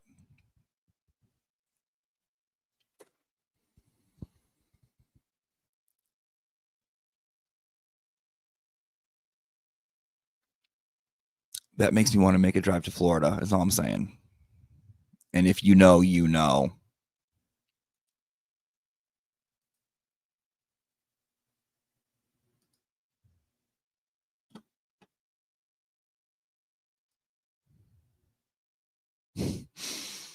Nowak, a Navy captain, confronted Shipman in the parking lot. We know that.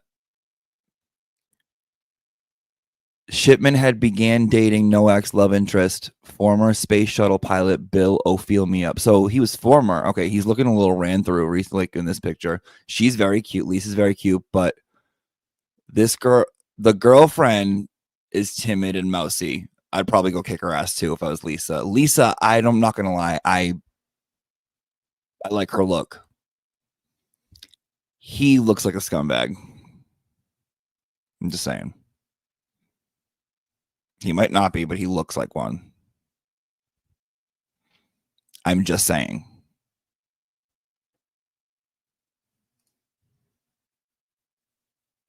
Wearing a wig and a trench coat, Nowak followed Shipman to the parking lot and tried to get in her car and then attacked her with pepper spray. She was able to drive away. And we knew that. Okay. Police arrested Nowak a short time later in the parking lot near a trash can where she'd been seen getting rid of a bag. In Nowak's bag, police found a steel mallet, a knife, a BB pistol, rubber tubing, and several large garbage bags.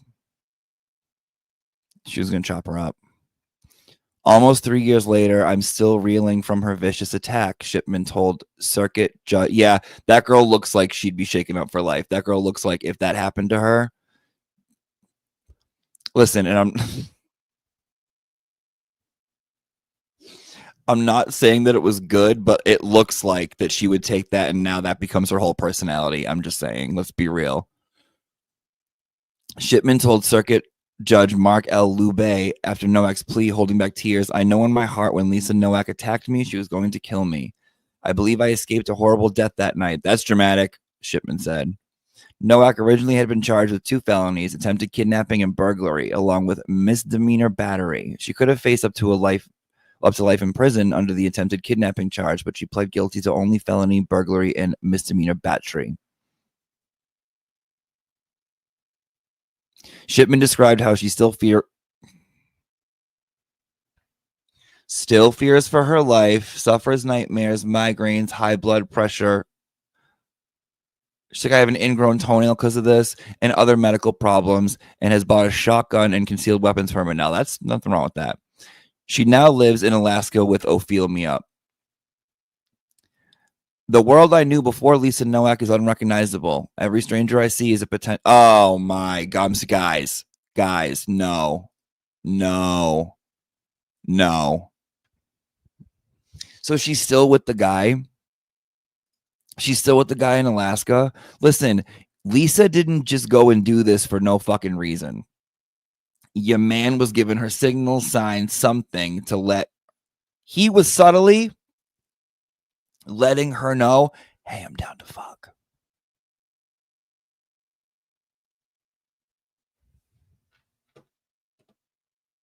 And the girlfriend who now everyone I look at as Lisa, my life is never the same, blah, blah, blah, is taking something that happened to her and making it her personality. You know how we talk about victimhood in here? Okay. How like you choose what to do with it. This is what she did with it. You can get better or you can let it control you. And which one do you think this girl's fucking doing?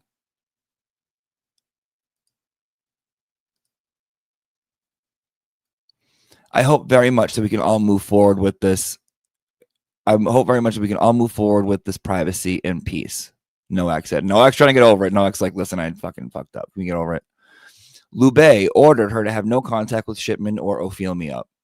You brought this on yourself. I don't have any sympathy for you in that respect, Lube told Nowak.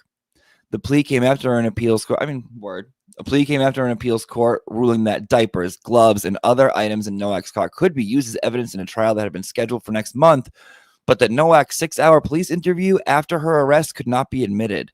The court said the investigators took advantage of a former astronaut who had not slept more than 24 hours, coercing her into giving information. Nowak, 46, is a married mother of 3. She flew on the space shuttle in 2006, but was dismissed at the astronaut corps after her arrest since she'd been on active duty at a Navy base in Corpus Christi, Citrone, Texas. Ophelia, 44, was forced out of NASA. I wonder if that interrogation is available.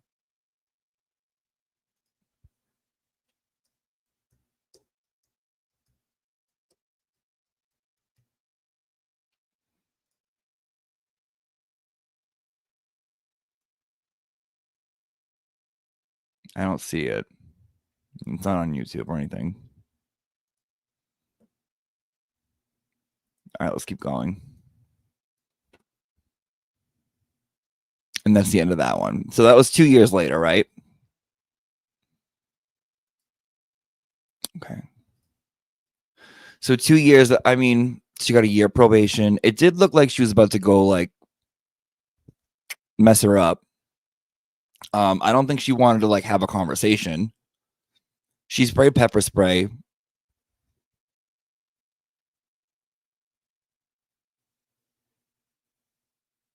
But I still want to know what else went out, what else went down. There's more shit. Let's see the next article. This one is from October 14th. This is 2020. So this is a year after the past one. So now it's 3 years since the end. No, I'm sorry, a year. James. 11 years. So this is now 13 years later. Lisa Nowak, why the astronaut drove 900 miles to attack her ex-girlfriend. Ex's girlfriend. Her also knows she's dated. Let's figure it out. Let's see. This comes to us from, I think it's space.com. No, biography.com. Let's see what's going on here.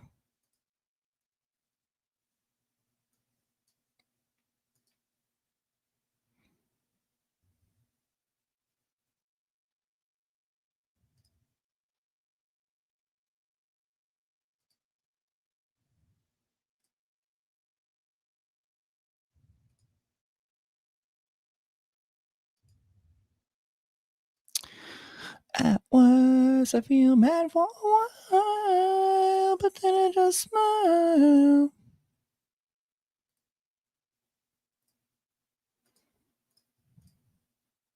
Oh, finally. Oh, that's how you hide the sidebar. Perfect. Okay. I don't like the setup. Give me a second.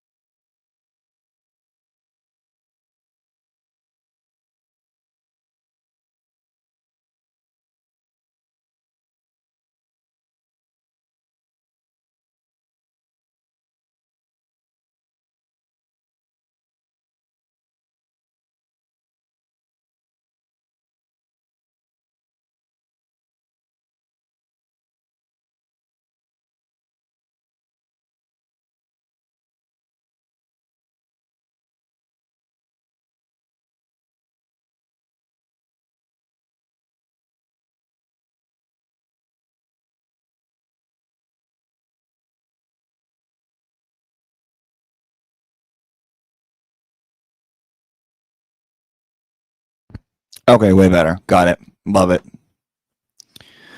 Lisa Nowak, why the astronaut drove 900 miles to attack her ex's girlfriend.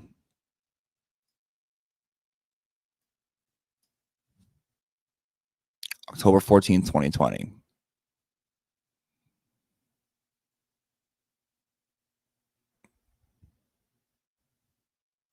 I think she's pretty.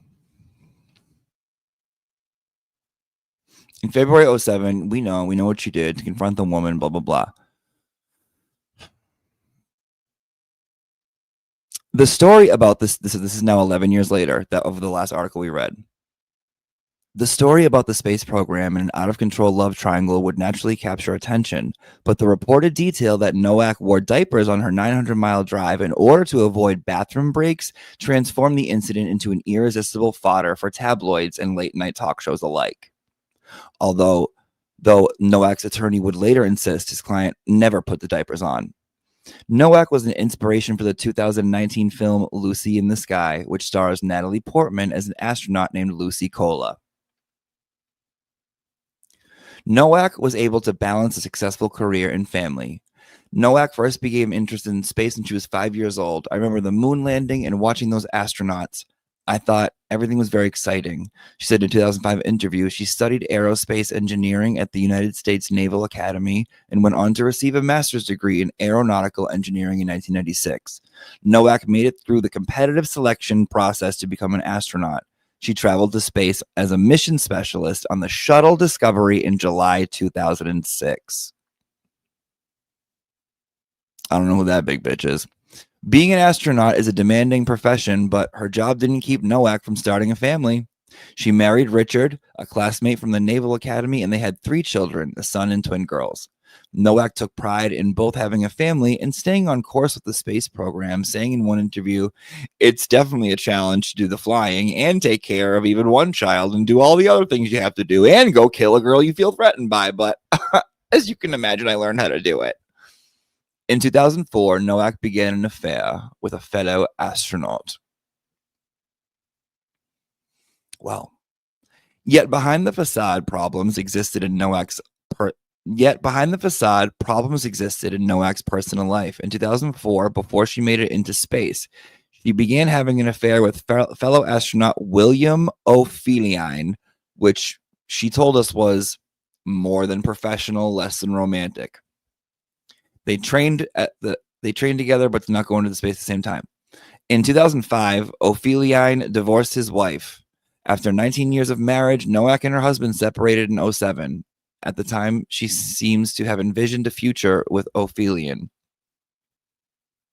However, in mid-January 2007, O'Feeline let Nowak know he was in an exclusive relationship with Air Force Captain Colleen Shipman.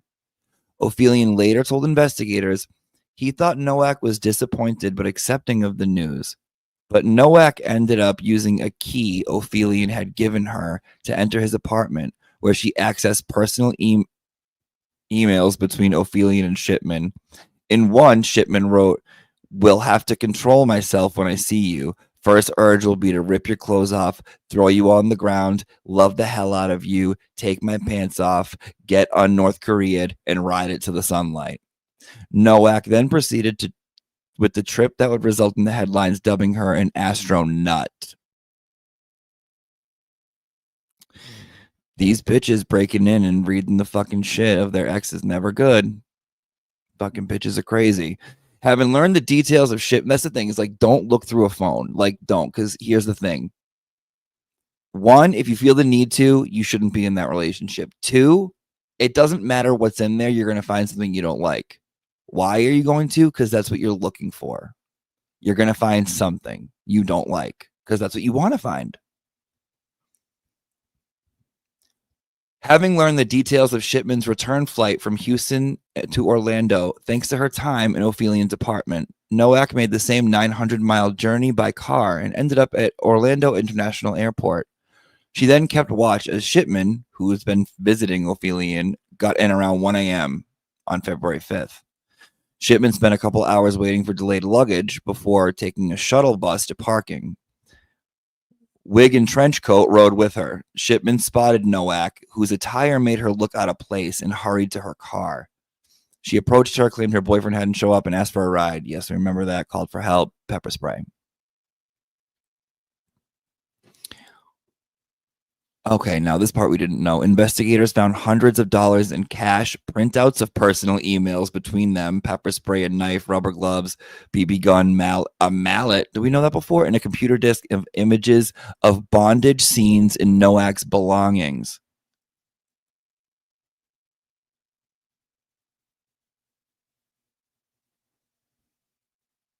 Oh, they were toddler diapers in her car due to her family's evacuation in the hurricane, not special NASA diapers. She's still getting diped.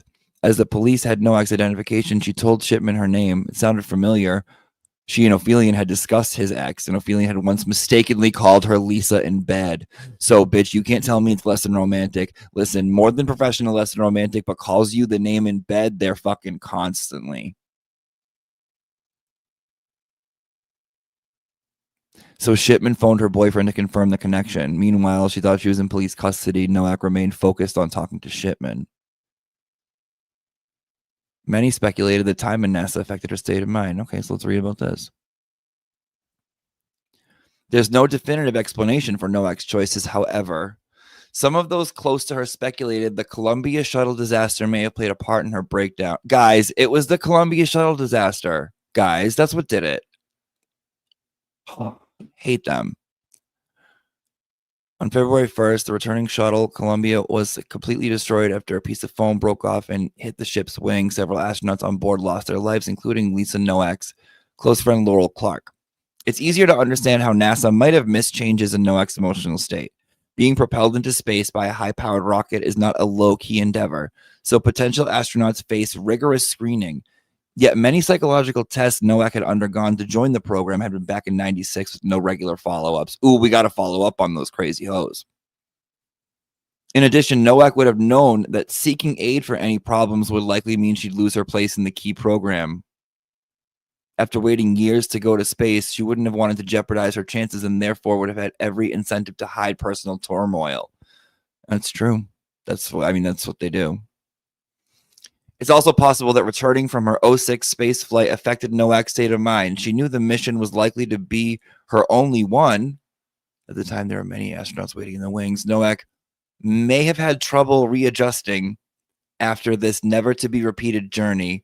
In Lucy in the Sky, Portman's character says, I just feel a little off. You go up there, you see the whole universe, and everything here looks so small. Yeah, but that's what happened in the movie, not with her, though. So... great job, Natalie Portman, but sorry, Lise. Nowak pled insanity and her criminal case is now sealed.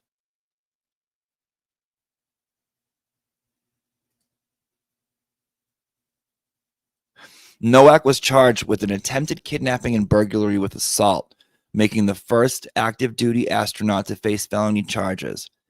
NASA let Nowak go a month after she confronted Shipman. Okay, so 1 month. Ophelia was released by the agency in June 07. NASA ended up instituting annual psychological screenings for astronauts.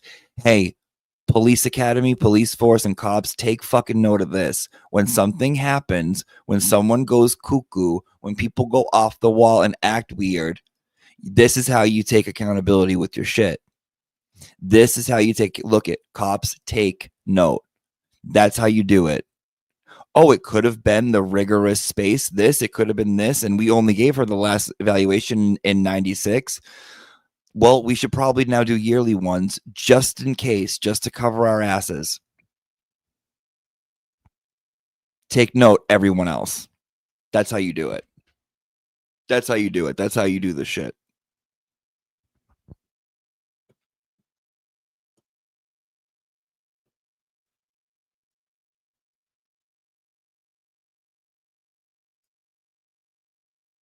As her case moved to trial, Nowak's legal counsel filed the paperwork for an insanity plea, claimed she'd suffered from obsessive compulsive disorder, insomnia, and depression.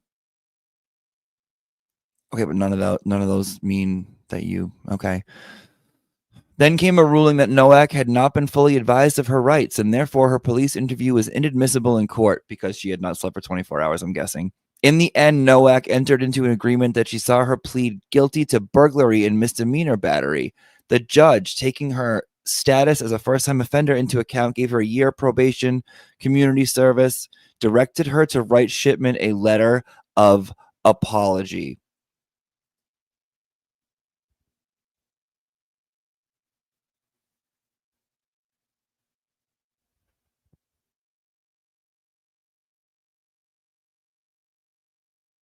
This portion has been sponsored by Jury Tamps.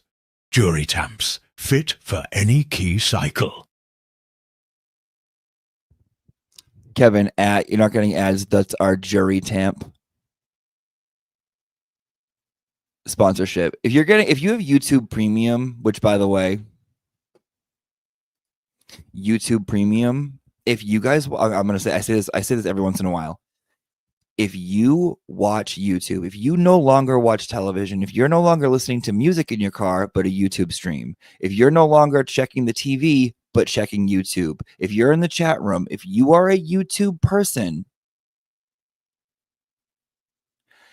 get YouTube Premium. More than worth every cent. You can do so much. Not only is there no ads, but you could do so much. You can listen to stuff without it being like on your phone. You can you can do all of it. Do it. So if you're getting ads on YouTube Premium, please let me know. If you don't have YouTube Premium and you're getting ads, that's how YouTube works. Okay. And you can do more than 2 times speed up. You could do 3 times. You could do 4 times.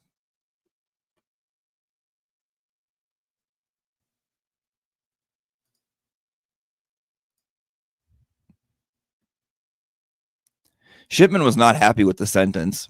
She told the court Nowak had intended to kill her.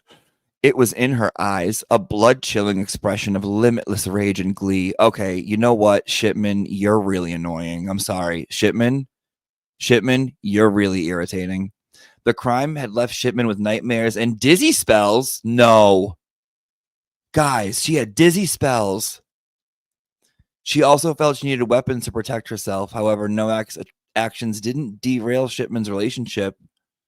The two retired from the military in 2008, relocated to Alaska, married in 2010, and now share a son. Shipman also began a writing career, which helped her cope with the attack's after effects. I bet you one thing she's writing about is all about this bitch and how she's a victim. Nowak and her husband divorced in 2008. In 2011, she was given other than honorable discharge from the Navy and was demoted from captain to commander when she left the service. She succeeded in having her criminal case sealed in 2011, though memories of it will live on. Yeah, no shit, biography.com. No shit, memories will live on. That's what memories do. Some people are so stupid. I told you guys I hate when people do that. Like, I hate when someone's talking about something and like all of a sudden you just throw out a blanket statement to try to validate it. Like, say you see your neighbor who's a mother beating up her kid and you know her, right? She just got home from working as a nurse. And then someone looks at you and they're like, yeah, but I mean, it's so stressful being a nurse and being a mom. Yeah, no one said it wasn't stressful doing those things. No one said that, but you shouldn't be doing, like, I just hate when people do that. I feel like it's so gay. All right.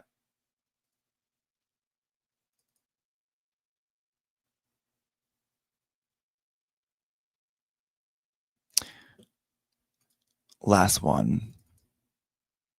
And this one actually came out. People Magazine.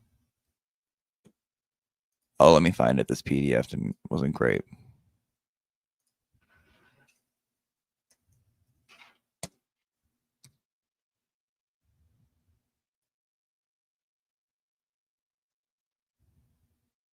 Way too many ads on here.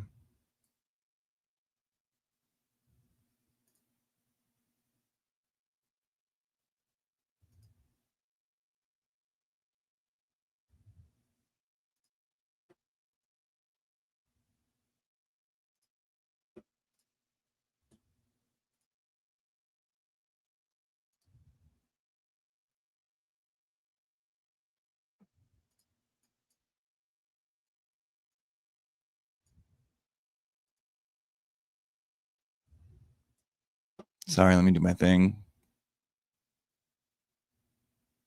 You know, I don't like it when it's not exactly fit to the screen. Okay. Okay. Oh my God, what the hell? Stop it. No, I don't care. I don't care. Thank you. I don't care about no, don't, no. No, thank you. This is from 2022. So this is 3 years ago, and it's astronaut love triangle. Lisa Nowak is finally at peace 15 years after attacking romantic rival. This is where we're going to wrap it up.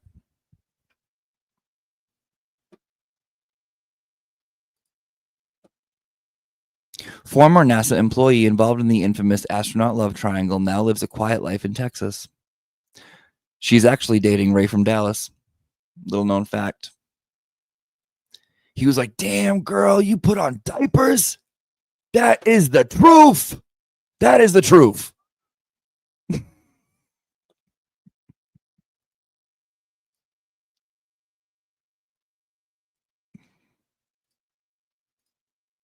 Okay. Lisa Nowak lives in a modest 4-bedroom home outside of Houston. Right from Dallas, Houston. Outside of Houston, living a quiet life, working in the private sector. Now 59, her children are fully grown. Her oldest son is 30. Her twin daughters are now 21. It is a quiet life more than 15 years after she became an infamous household name. She avoids the media, declining to give interviews, but representative for her tells people that Nowak is finally at peace, living a quiet life. As a NASA astronaut, Nowak went into space as a mission flight engineer on July 4th, 06. She was a crew member on a 13-day shuttle mission, operating the robotic arm for several spacewalks. Married, 3 kids. Yeah, we know what happened. We know what happened.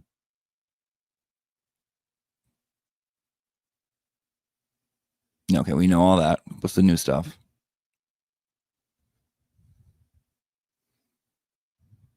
Oh, here's the People magazine cover original of 2007. Can we talk? Sidebar. We're going to take a quick sidebar on this. Can we talk?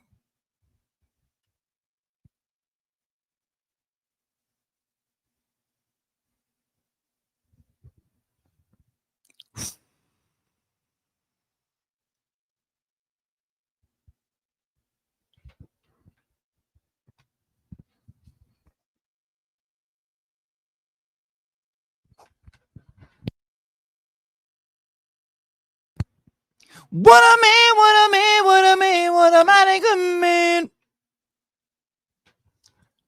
And for all my listen, okay, before we end the live stream, because I'm gonna tell you something a little more than R-rated. Before we end, remind me to the Ryan Phillippe thing I have to tell you, okay? So for my hoes, for my piggies, for my hoes, for my nasty girls in the chat room, I'll tell you at the end. If that is not something you want to hear, I'm going to wait until the end so you don't have to hear it now, because maybe some people are like, no, I need to go say my prayers. That's not us here. So before I leave, remind me the Ryan thing, okay? We have to. So this is the cover.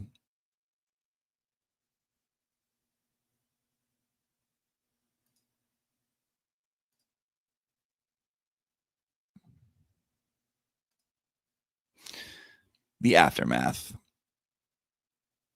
The bizarre attack plunged Ophelian and Shipman's new relationship into an unwelcome national spotlight. Well, you know what else is unwelcome? Him trying to finger blast every astronaut there. It caused consequences for their careers and turned them into a punchline on late-night talk shows. The couple eventually got married. Shipman, Ophelian spoke out to people in 2016 in the only interview she has ever given. And let me just guess before I read it, it's all about her and her victimhood, her dizzy spells, and her truth. After the attack, I thought, I'm going to be okay, she recalls, but it was never okay after that. Nowak also faced severe repercussions. In 2008, she and her husband, Richard, divorced. She pleaded guilty in 2009 to a reduced charge of burglary and misdemeanor battery. During the court hearing, she said she was sincerely sorry for her actions and promised she would never contact him again. She was given a year of probation in 2010, received an other than honorable discharge from the Navy. 15 years after the infamous attack, everyone has tried to move forward. The Ophelians married in 2010 and settled in Alaska. We know that. They run a website called adventurewrite.com, which promotes writing for kids. That's actually nice. Shipman also works as a writer, but I'm worried about this Shipman being around children and encouraging them to write because she would encourage victimhood. What bad stuff has happened to you? Write all about it and blame everything on them. Go, kids. Shipman also works as a writer. She published her first novel, Eerie, in 2015 under the pen name C.M.M. McCoy. They have a 10-year-old son, Junior. Nowak has moved on as well. Despite the tough times in her past, attorney told People that she's finally in a better place, simply said, I'm doing well. Okay, so to me, I'm not even going to lie. Nowak seems like the normal one, but I want to see what's up with this novel she wrote. C.M. McCoy, Eerie by C.M. McCoy.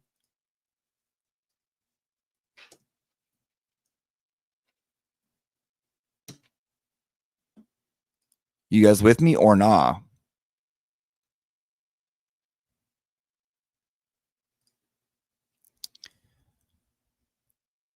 An 18-year-old named Haley who enrolls in a secret Alaskan university for supernatural studies after her sister goes missing. Okay. Well, at least it's not. Wait. Haley navigates her life, a mysterious creature from her dreams who is now her protector, a dangerous immortal who wants her dead. Wait, what? Hold on. The book blends dark academia, supernatural suspense, and romance as Haley navigates her new life. A mysterious creature from her dreams who is now her protector, a dangerous immoral who wants her dead. Wait, what?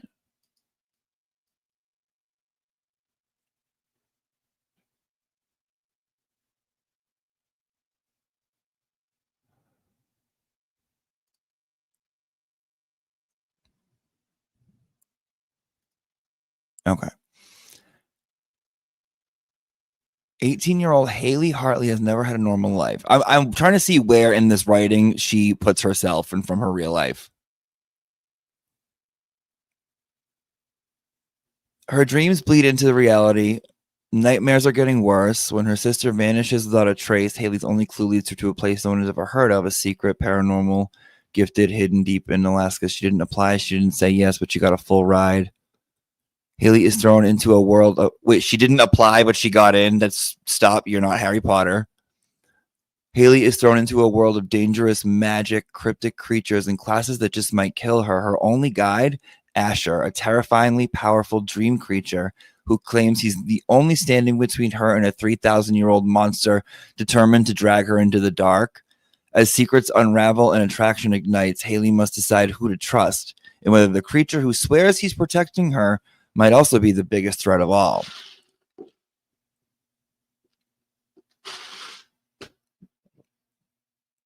Perfect for fans of A Court of Thorns and Roses, The Mortal Instruments, and the Supernatural. This gripping fantasy is the first in a thrilling series where love is lethal and monsters don't just go bump in the night. They fall in love. Okay, CM. That's fucking weird. That's a little weird. I'm sorry, that's a little weird. I'm sorry, that's a little weird. Angel Australia, new member. Welcome, Angel Australia. Welcome, hon. Welcome, welcome, welcome. Guys, what do you think about that? What do you think about that? Who and let's talk about Lisa. Let's talk about Lisa. What do you think? Who, like, Shipman, Lisa, the guy? Lisa obviously went through, like, clearly some shit happened in 2009. 2007, clearly.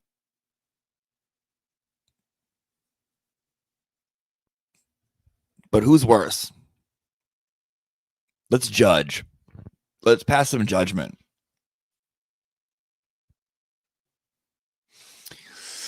Okay, I don't know, Robin. I don't know if she snapped, right? I don't know if she snapped, but she was on a mental break. Snap, I feel like, is when you do the thing, right? it sounds like she lost herself, like had an episode. I would say like so there's this thing that happens called a dissociative fugue state, right? Dissociative means you're out of your mind, right? A fugue means, I think it means traveling.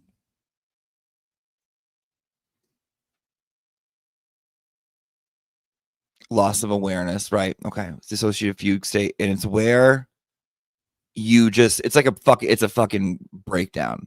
Like you do shit, it's like you're not here and you're just out there doing things. I remember my friend's mother was getting a divorce and going through like a little psychotic breakdown. And one day she called me and she was like, no one knows where my mom is. And I was like, what do you mean?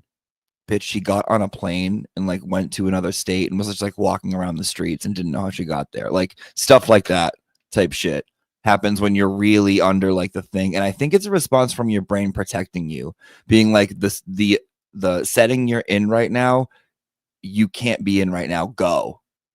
I believe if I had to guess, that I think that's probably why it does that, because your body does things to protect you that we don't realize.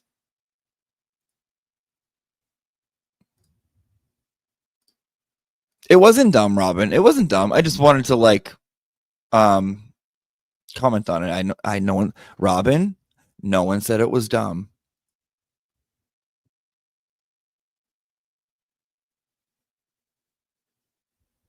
Okay. Robin.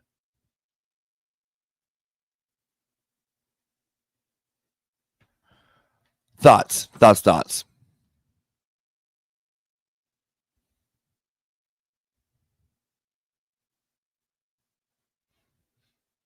Can you think of a day that's gay and lonely?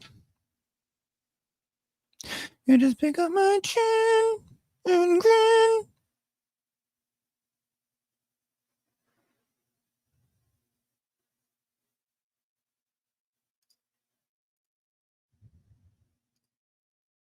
And say, Ryan, story, please. Not yet. Poll's a good idea. We'll do a poll on the thoughts. And then should we take a call or two? We'll take a call or two.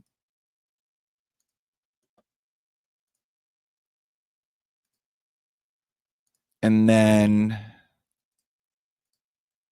we will do the Ryan Phillippe, and then we'll be on our way. Oh, and I want to talk about the other thing too. Okay, so we do the poll.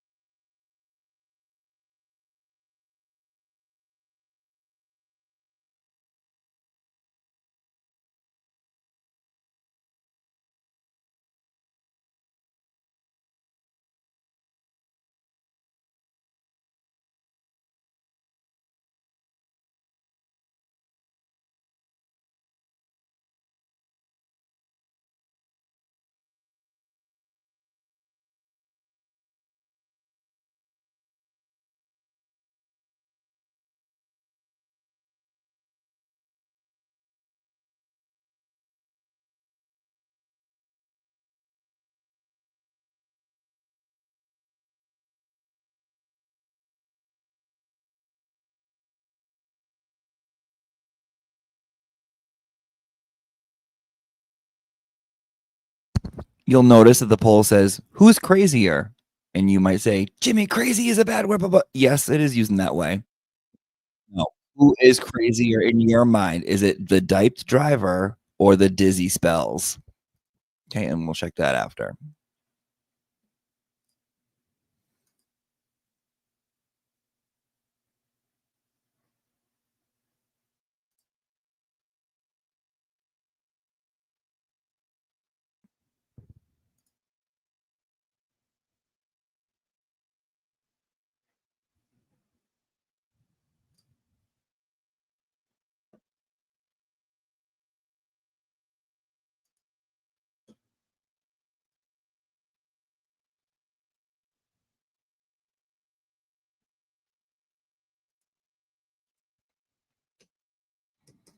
Okay. Hold on.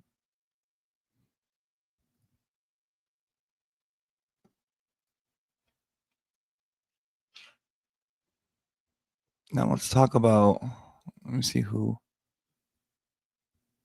Okay. Get in your votes, get in your votes, get in your votes. And I'm going to close it in 5, 4, 3, 2, 1.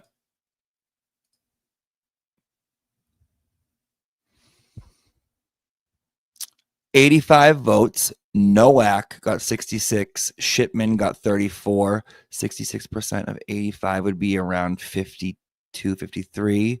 So that means about 30 are on Shipman. Okay, so actually kind of equal. Got it. Shipman is inauthentic. Nowak is at least true to herself. That's my take on it as well.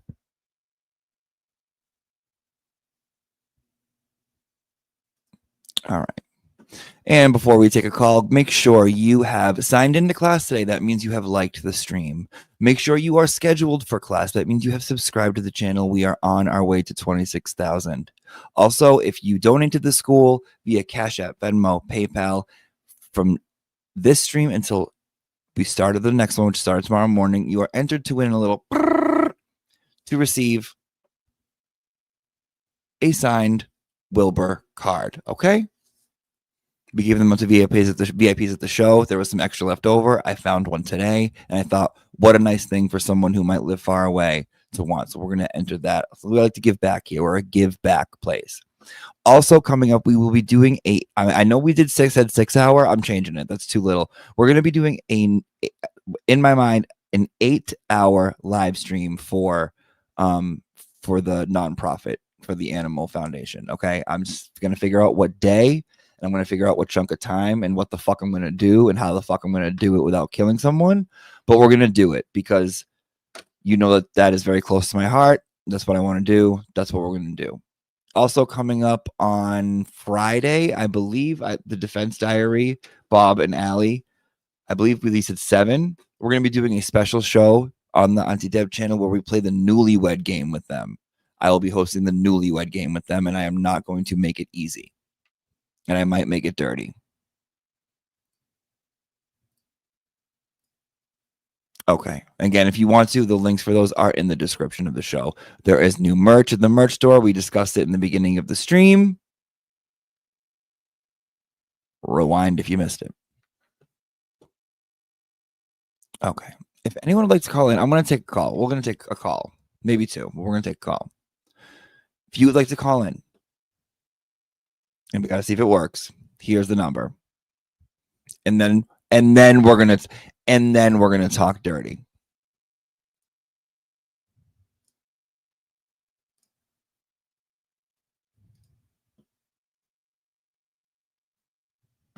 Make sure I have the right number. Boom.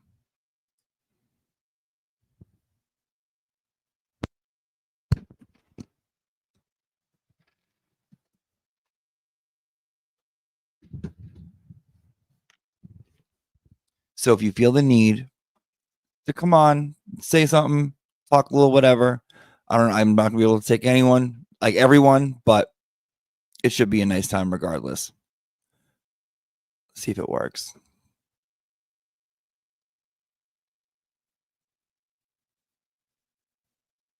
Allowed to play sound. Oh, no sound's gonna play? Oh, we got someone. I want to make sure you guys can hear them though. Call from Katrina. To accept, press 1. To send a voice. Katrina? Yeah. Can you hear me? Yeah. Jimmy, can you hear me? I can hear you. And let me just make sure that everyone in here can hear you too, okay? Because sometimes that's weird. Okay. Guys, can you put a 1 in if you can hear Katrina? Oh, wait, you know what, Katrina? How are we even talking? I didn't pick up the phone yet. Okay, hold on.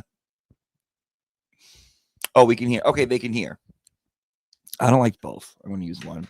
Hi, Katrina. How are you, hon? Doing well. How are you, Jimmy? I'm doing great today. What is on your mind?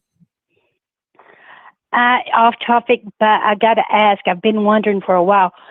John on Lawyer You Know, thoughts?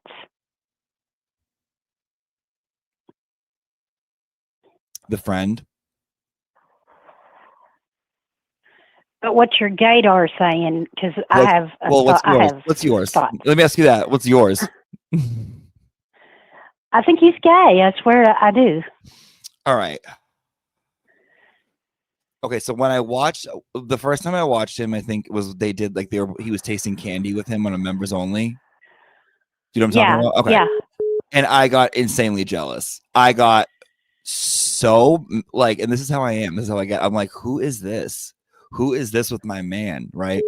I don't think he's gay. I think he's, you think, what about him makes you think he's gay? Because I don't think he's gay. What about you? What about him makes you think he's gay? His whole aura makes me think that. I don't know. I don't know what. I don't have one thing. Was there a specific stream where you were like, "Oh my God, this is so homosexual"? Or is there one that sticks out in your mind? I've seen a lot of them that stick out in my mind. There's a picture of them two in a golf cart, and I don't know why. I just think that. Where's the picture? I don't know. I've seen it on one of his streams before. All right. So here's the thing. Once I started, like, I watched the thing, and people have asked me this before. They're like, "Oh, what are you jealous?" I don't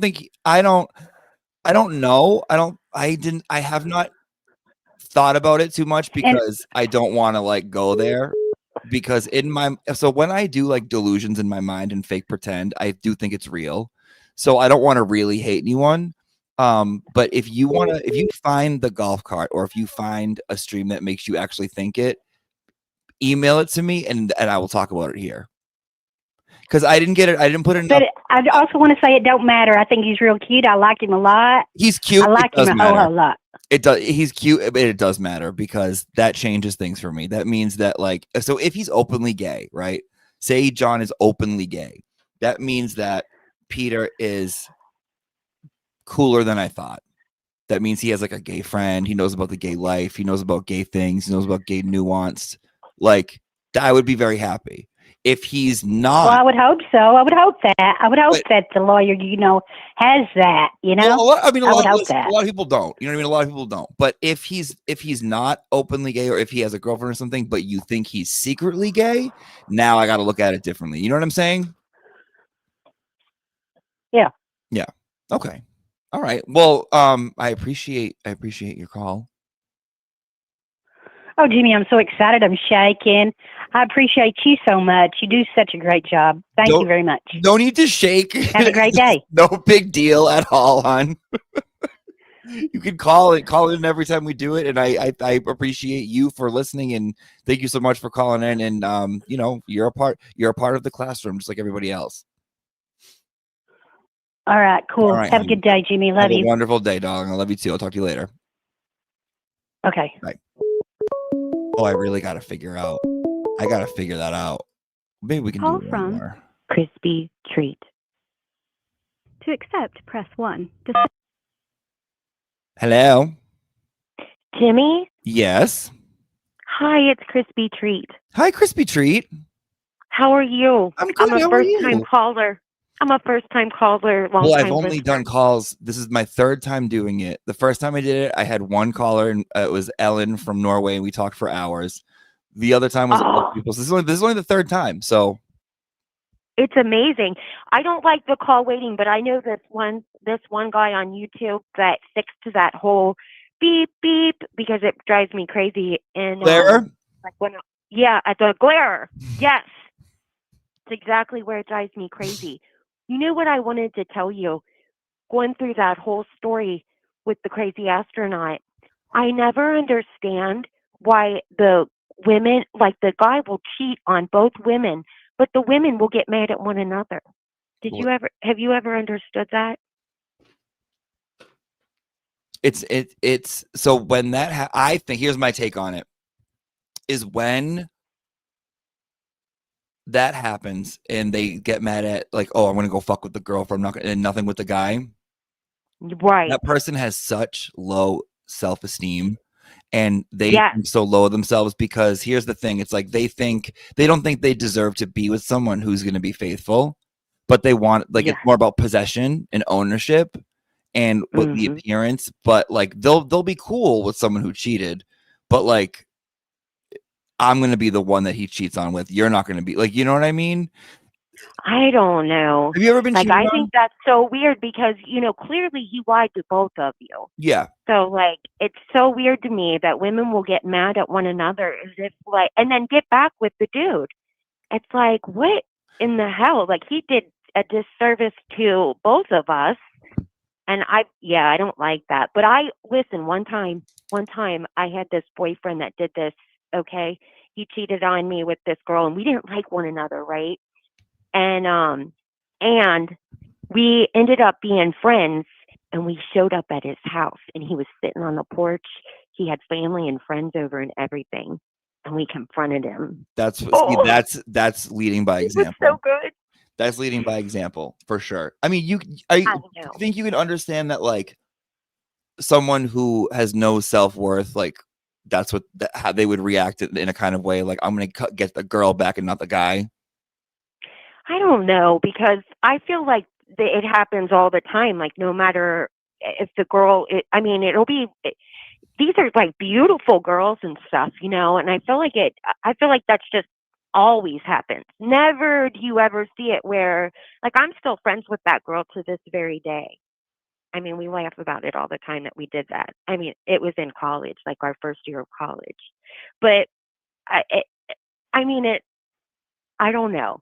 Like, I don't even know if it has anything to do with the self-esteem.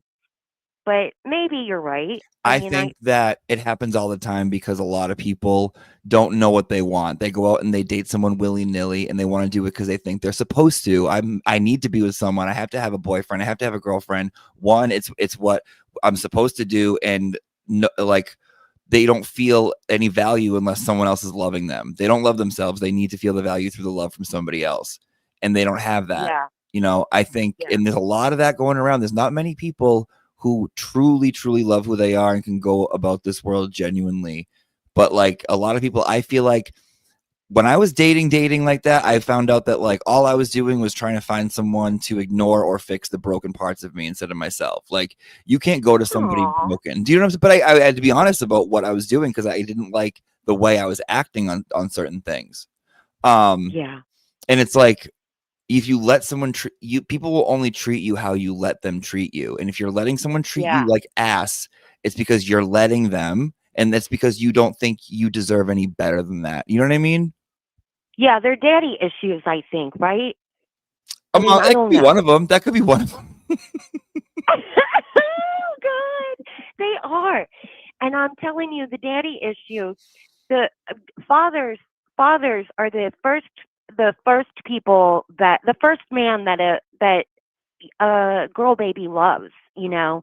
And so I mean like, so they need to show their daughters how to be treated, you know what I mean, and how to be respected, and also teach their sons how to treat, you know. I don't know how it works like when you're gay, but I'm just saying. When you're gay, it's the mailman who when you're gay, it's the mailman who teaches you how to suck dick. No, I think you're right, but it's not like solely on that. That's like a big part of it, but it's like I feel like it's letting someone know that they're loved, they're enough no matter what. But also you can't control how someone's going to be when they get older. I feel like some people just have a certain type of personality, but as long as you know that like they don't need to seek validation through other people, no matter what that looks like or what that means, in teaching them, then that is just as good in my opinion. And you can only do so much, and then they get older and you send them out there and hope it's all well. True story. And I also think like you know, what do they say? Like when somebody shows you who they are, believe them. Mm-hmm. You know, the first time you got to believe them, like when they're bad. when they're bad and they make you feel bad, because love shouldn't hurt like that. It just shouldn't be, and your relationship shouldn't be that hard. You know what I mean?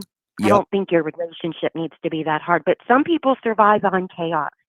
I don't like chaos. Me I neither. run from it. Me neither. I don't like it either. But I don't will have fist passion. fight you for Peter. I really will. I fell in love. Oh, He's got buckle the up, perfect bitch. 'Cause note. I'm gonna come there and fuck you up. I'll buckle No, up. Buckle no. up. Like, Listen. I literally will curb stomp you to the ground. I'm Literally, not okay, even well, you know what kidding. I'll literally With do? my Louboutins. I'll never hit a woman, but I will smack a bitch. So don't you Okay, fucking come well, across me, it's on okay? then. Talk It's to you on. later. See you later. See you later when you ain't ya. got no I'm man. gonna and crip walk all the way to Massachusetts, and you just watch.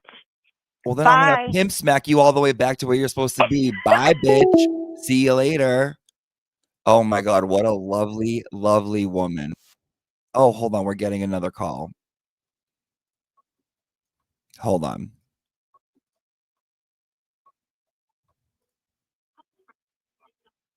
Longfellow Gibson. To accept, press 1. To send a voicemail, press 2. Jennifer, I was going to end the calls, but I'm in a nice mood. So hello, are you here? Can you hear me? Yes, I can hear you. Thank We you for one answering. more caller. Okay. Yes, Jennifer, how are you? I'm fabulous. How are you? I'm good. What's up? I just wanted to say that I have watched you for a while now. I just subscribed the other day, and I love you and Nurse Kim so much because of I'm a little bit older than you guys, but all of your musical references and your singing and takes me back to like 2003. So you're not the first person to say this. Now I was born in 88.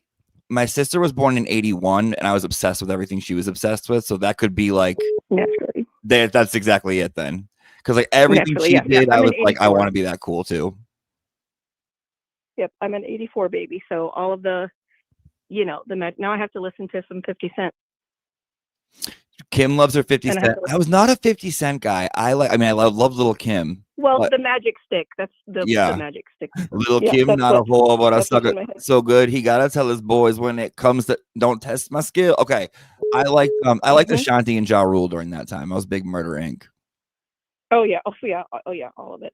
I burned all my CDs and listened to them in my Cavalier. Chevy Cavalier, good for you. You smoked butts, Parliament Lights. What? You smoked Parliament Lights. Oh no, I actually was never a smoker. Oh, you gotta play with me. You gotta say yes, you did. Oh yeah, absolutely. No, Pall Malls. Pall Malls are my go-to.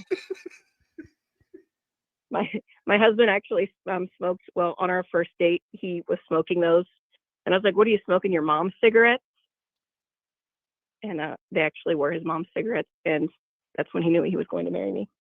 Wait, so when you sassed him and then called, like, basically demasculized him and said, "What are you smoking? Mom cigarettes?" is when he wanted to marry you? Yeah, no, that's like because I have always called him on his shit, and just he appreciates that, and we just have the banter back and forth. It wasn't really. Are you a little more aggressive? Yeah, I think. Yeah, I mean, I say what I think. We've just always, been able to say literally anything to each other. So, I mean, it's been 15 years now. So. Then you belong in this classroom because this is our kind of people. Good for you. Oh, for sure. Yeah. No, I don't let him get away with anything. I mean, that was just the first. Don't let him get away with shit. Don't let him get away with shit. Nope, never. All right, hon. Anything else you want to add? No, just YouTube Premium forever, and everyone should have it. Shout it from the rooftops. Ads are Thank you so much, Jennifer, for calling. Have a good one. Thanks, you too. Bye. Call from Jessica, humble mama. Jessica? Jimmy. Yeah? Hi, hon. Hi, honey. How are you? I'm doing good. I mean, I'm doing good. I'm doing good. I never really take phone calls, but like today I'm like, why not? I know. What's on your mind? And I'm like on YouTube right now. Am I delayed? I have no idea. Am I watching like an old thing? No. I don't know what you're watching. I am. just know that we're on the phone. Oh my God. I don't know. I'm watching you from earlier, watching diapers and shit. Oh, yeah. So you got to pause that. Okay. And talk to me. Okay. I am so sorry. Now, don't worry about it. Listen, we're all new here. I know. So what's up? So I want to know, do you want to chat about, well, I left a comment the other night about the truth telling on the space. Do you want to chat about that, or do you want to keep that on the hush? Oh, I don't give a fuck. Go ahead. What the fuck was going on? So were you listening? Because it's deleted. Not a lot of people were listening. No, that's what I was saying. Like, why is it deleted? Like, oh, because the truth came out? You know what I mean? Like, that's what I'm the one with Proctor's crying face on there. Yeah, I forget my name. Oh, Boston Jess or something like that on the Twitter. Yeah, of course. I mean, I don't know. It seems a little odd to me. It seems a little odd to me that that's the only one you can play. But whatever. Same. I just feel like it's. I just feel it's shady. Say it. Say whatever you want. It's shady. I am. I don't care. It's shady. I think she's shady, but it is what it is. She blocked me on Twitter because I said, why are you putting his shit out there? No matter what, she shouldn't have put his shit out there to anybody. Anybody. And I don't like it. Yeah, I don't either. I think it's weird. That's all. I don't like it. I think it's weird. And like, here's the thing. It's like. Weird. It's fucking, that's awful. It's awful. It's awful. There's a difference between getting mad at someone and then literally trying to take things from them, stop them from doing things, stop them from growing. Right. Doing the opposite of helping. And then crying about it too. Like, oh, poor me. You know what I mean? Are you there?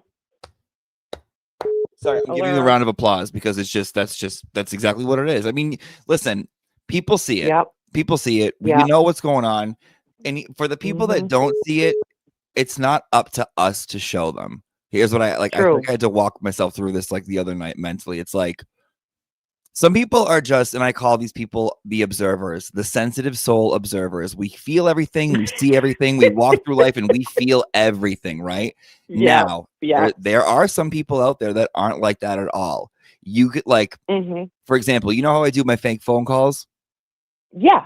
There are people that believe those are all real. They believe Karen was on the phone that day. They believe I was on a house phone talking to Nan that day in my car. Oh, I know. Yeah, okay, I know. Now, those people do not feel anything. They don't pick up on anything. They don't get it because they're taking it at face value. They're sitting there like, why is he doing on a phone in the car calling Nan? I'm not trying to reach those people. I don't need to convince I love that about and you I don't too. even want to convince those people. Go stay over there in the farmhouse and play with the animals. I don't give a fuck. like Exactly. In La La Land. Right. But, you know, for those that get it, you get it. Those are our people, the ones that watch. I'm glad that we're on the same page because I'm like, I need to let Jimmy know that I'm like, I just can't. And then poor Uncle Frank, I feel so bad for her right now. She's the best. Like, she's the best. She'll get through this, and the people making it worse are just showing. That's what I'm saying. It's like they're just revealing themselves. So she's like, and you know, we don't really discuss it much, but like it was, and I don't discuss it because it's my personal life with her. She can talk about whatever she wants. With me, it's like she's my things about it, huh? She's your cousin, right? I remember meeting her at the show. No, she's my best friend. Best friend. Okay. She can talk about it, but for me going through it, it's like that's something in my personal life. I don't like discussing that stuff.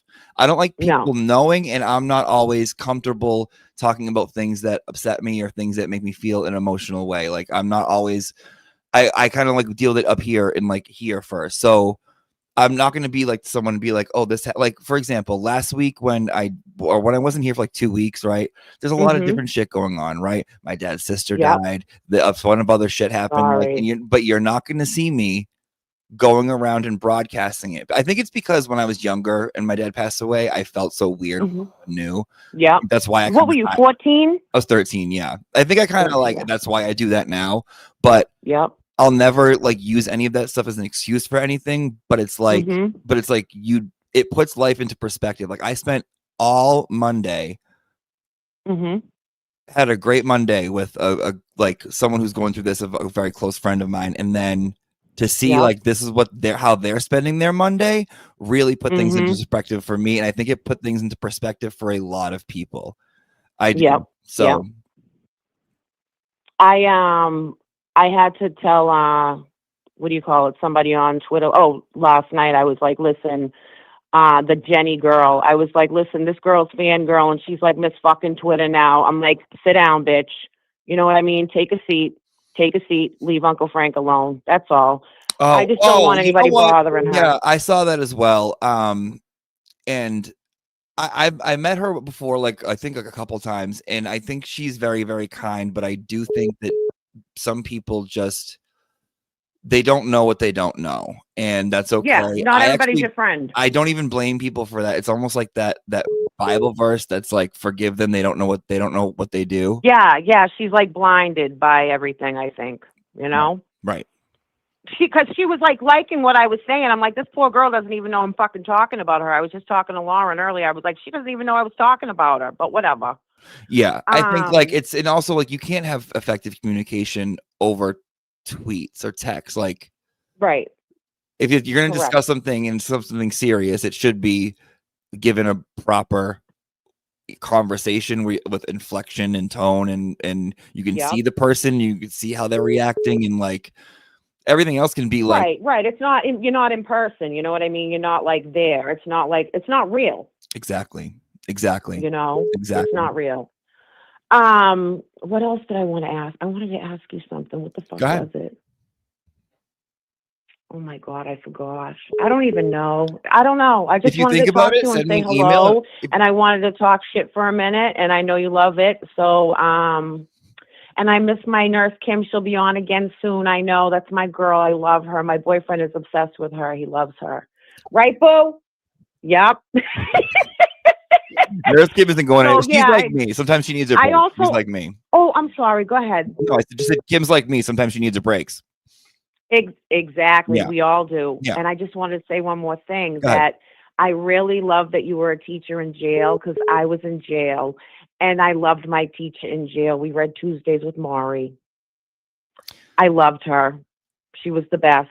That was a long time ago, though. I'm 43 years old. That was when I was 20. But still, it makes me the person I am today. It definitely does. It definitely does. I like eventually. The reason I even said yes to doing that job, and like the reason I feel like I was extra kind of compassionate, is because my dad was in jail when I was little, and I remember I still have like letters that he wrote my mom from there in the paper, and I remember reading one of them, and one of them said that he had to like sneak to get the paper and the pencil, and I remember thinking like, if like. I'm so glad that I had that. So when I went there, I would just give them paper and pencil. I would encourage them to do this thing.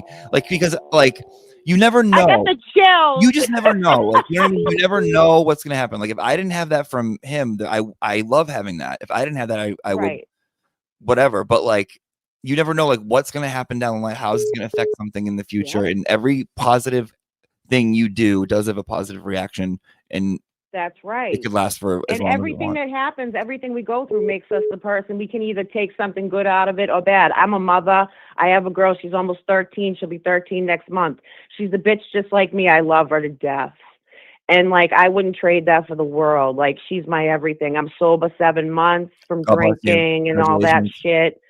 So I've changed my life around a lot. I mean, it took some time, but you going to meetings? You know, it is what it is. You go to meetings or no? I do. Of course I do. I went to my women's meeting last night. Guess what I do? Of all things, the rebel herself, I closed the church at the end of the night. One of the most important things is getting a job while you go to your meetings. Absolutely. You have to be of service. You know, you have to be of service. So I'm at my women's meeting, I closed the church. You're speaking my language. How's it going with the 7 months? It's good. It's like, I feel really good. Like I was like, people, like I was talking to my therapist yesterday, and she was like, you did a really good job, like hiding it. I never knew how bad you were. I was like, I had a cup of booze in my hand all the time, and I was a bartender. So like 24/7 I drank. Like I didn't even eat. Like I gained a lot of weight now since I stopped drinking because I never ate. you know? The best addicts are the ones that hide it like that. That means you were a good addict. That's how Oh, you yeah, know for you sure, belong in a hon. meeting. I'm good at everything I do. You Me- kidding me? But like I just like I feel good. Like I went to Tampa last week with my boyfriend, and that was my first sober vacation, and it was the most peaceful fucking time I had for 3 days. And I went to the Bucks game. We had a blast. No drinking. That was the most amazing game because I was present. You know what I mean? Like it's just a different feeling. So it's so funny we're talking about this. So because my anniversary is coming up, but like you have in the first year you have those milestones. So you're gonna have your first sober. Yeah, I got my Thanksgiving. tips. I get my tips all the time. Every month You I have get a to, tip. yeah. So your Thanksgiving's coming up, and your Christmas is coming up, and then your New Year. Yep. You're gonna go to the Alcathon. Do you think you're gonna? What are you gonna do? You Share my nervous? tips? Are you nervous or no? No, I'm not, because I'm gonna be like I said, present. I'm gonna be there and I'm gonna feel it. Like I like feeling like emotion now. Like Right.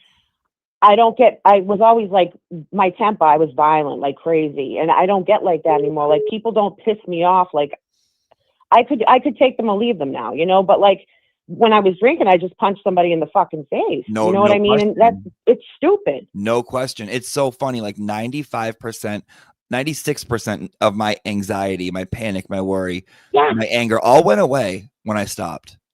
Yeah. I didn't need to go talk to someone. I didn't need a pill. I didn't need this. It was like that did a lot of bad stuff to me, you know? Same. You know, give it to me, take it. I'll you know, the only thing I didn't do was shoot dope or do heroin. I didn't do any of that, but I took pills. I did everything. There's still time. Whatever floats my boat, that's how I was. You know what I mean? Whatever boat I was on, you know. But I mean, I'm doing an AWOL now. That was what I did last night. My women's meeting was Monday night. The AWOL, I do an AWOL. I started that. You know, I like that. I met you at the courthouse. I took a picture with you. You were scared to touch me. No, but you did. You put your arm around me. I love you. I said to my boyfriend, I go, I have a feeling. And I don't know if you said it once, but I think maybe you did say you were in recovery. I don't remember, but I was just like, I have a feeling. He's a good person. He's my rock. I tell him everything. Thank God I'm blessed with him. I put him through hell and back, but he stuck by my side, thankfully, him and my daughter, you know.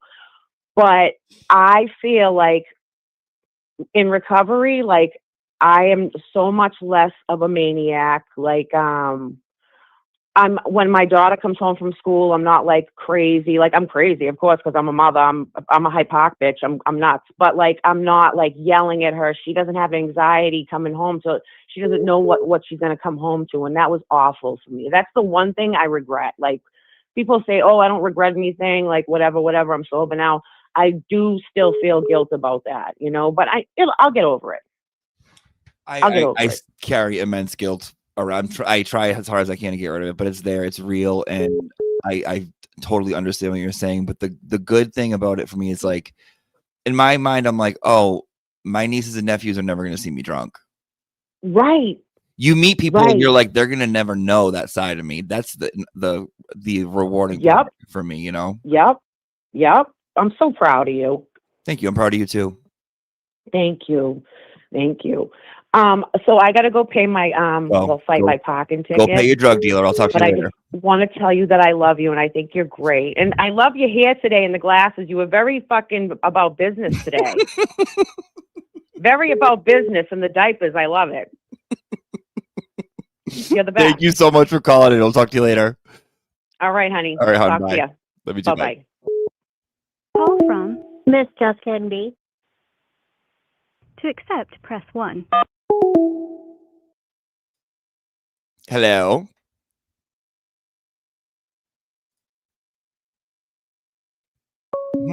I don't know. On here, hold on.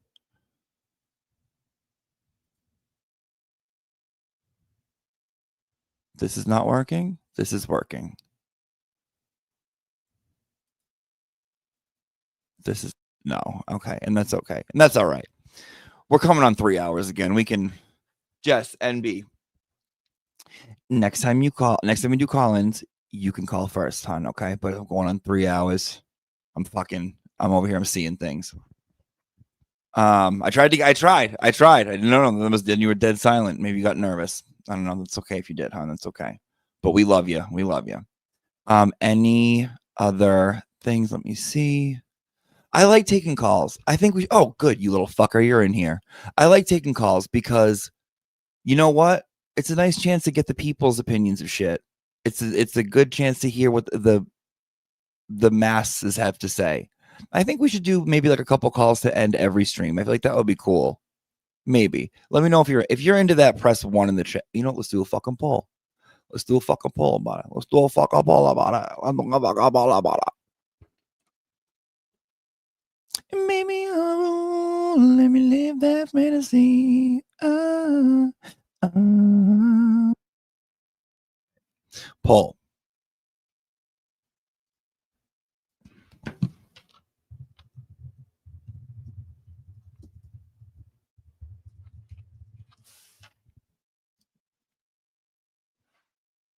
Also, we're streaming on Twitter.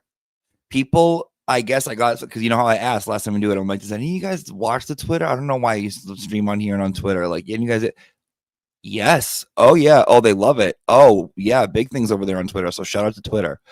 Defense Diaries. I'll see you Friday at 7. Yes. Newlywed Game. Be prepared. It might be a little R-rated. Be fucking prepared. I need to speak to you and your lovely wife prior to the game, maybe for about 15 minutes each. Okay. And then hold on. And then we'll do the show. Okay. But I do got to talk to you guys before. So maybe even like today or tomorrow will be better than just before the show. So let's do that. Not revealing that number, but it was surprisingly good. Okay. Okay. Let me see here. 94% say yes. So 93% of 97. Okay, so basically like 80, not 93 of you guys said yes. Okay. All right, guys, you have a wonderful. Let me see what I want to see you out on. Oh, I'll send you to Melanie because she's talking about Turtle Boy shit. And let me just remind hoes, the video I'm sending you out on is just to remind hoes, if anyone forgot. It's not the Gabby Windy. It's just a reminder to hoes. So calling all hoes that forgot, there's a reminder in the outro. Let me go to my studio, send you guys to Miss Melanie.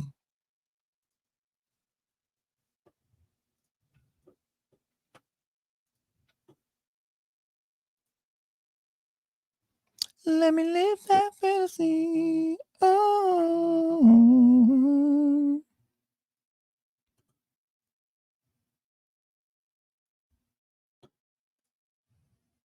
Oh, wait, the Brian Phillippe thing. Sorry, I forgot. Okay. So, guys, we're going to talk about something not PG. So, it's a little dirty. So, if you don't want to hear it, go now, and we'll give you a minute to leave.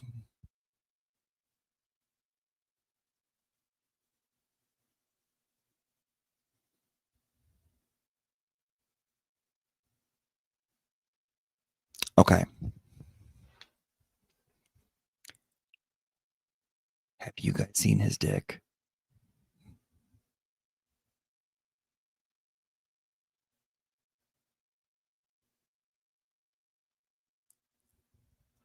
Look it up. It's out there. It's a video, and oh my God. Ryan Phillippe dick. Go on. It's under. So if you're a dirty pig like me, Reddit. There's a subreddit called Celebrity Penis. It's the top one of all time. Bitch. You're going to be dizzy after, okay? That's the place I know where to get it. If you just Google it, just look it up. It's there. His face is in it. His face is in it. His face is in it, Crispy. His face is in it. Okay? Go have fun. Good luck. You're welcome. Your teacher always helps you out with this shit. Okay? I'm going to end it. And again, this is just to remind hoes. And then have fun at Melanie's. Love you guys. Have fun. See ya. He's out of his league the minute he even thinks about trying to even approach Auntie Deb. She's gonna freaking lay him out in lavender. There's no coming back from Auntie Deb, man. No, that's a death now. Final boss. Gentle, you are not trying to cause problems, but you'll sting. Okay. I'm afraid of Auntie. I am. Oh. We all are. All my We all are. Yeah. Of me? Yeah. That's assault. She says that Aunt Deb, is it Aunt Deb, Jimmy? Jimmy likes you, Sean. I said, well, I'd hate to see what he'd be like if he didn't like me.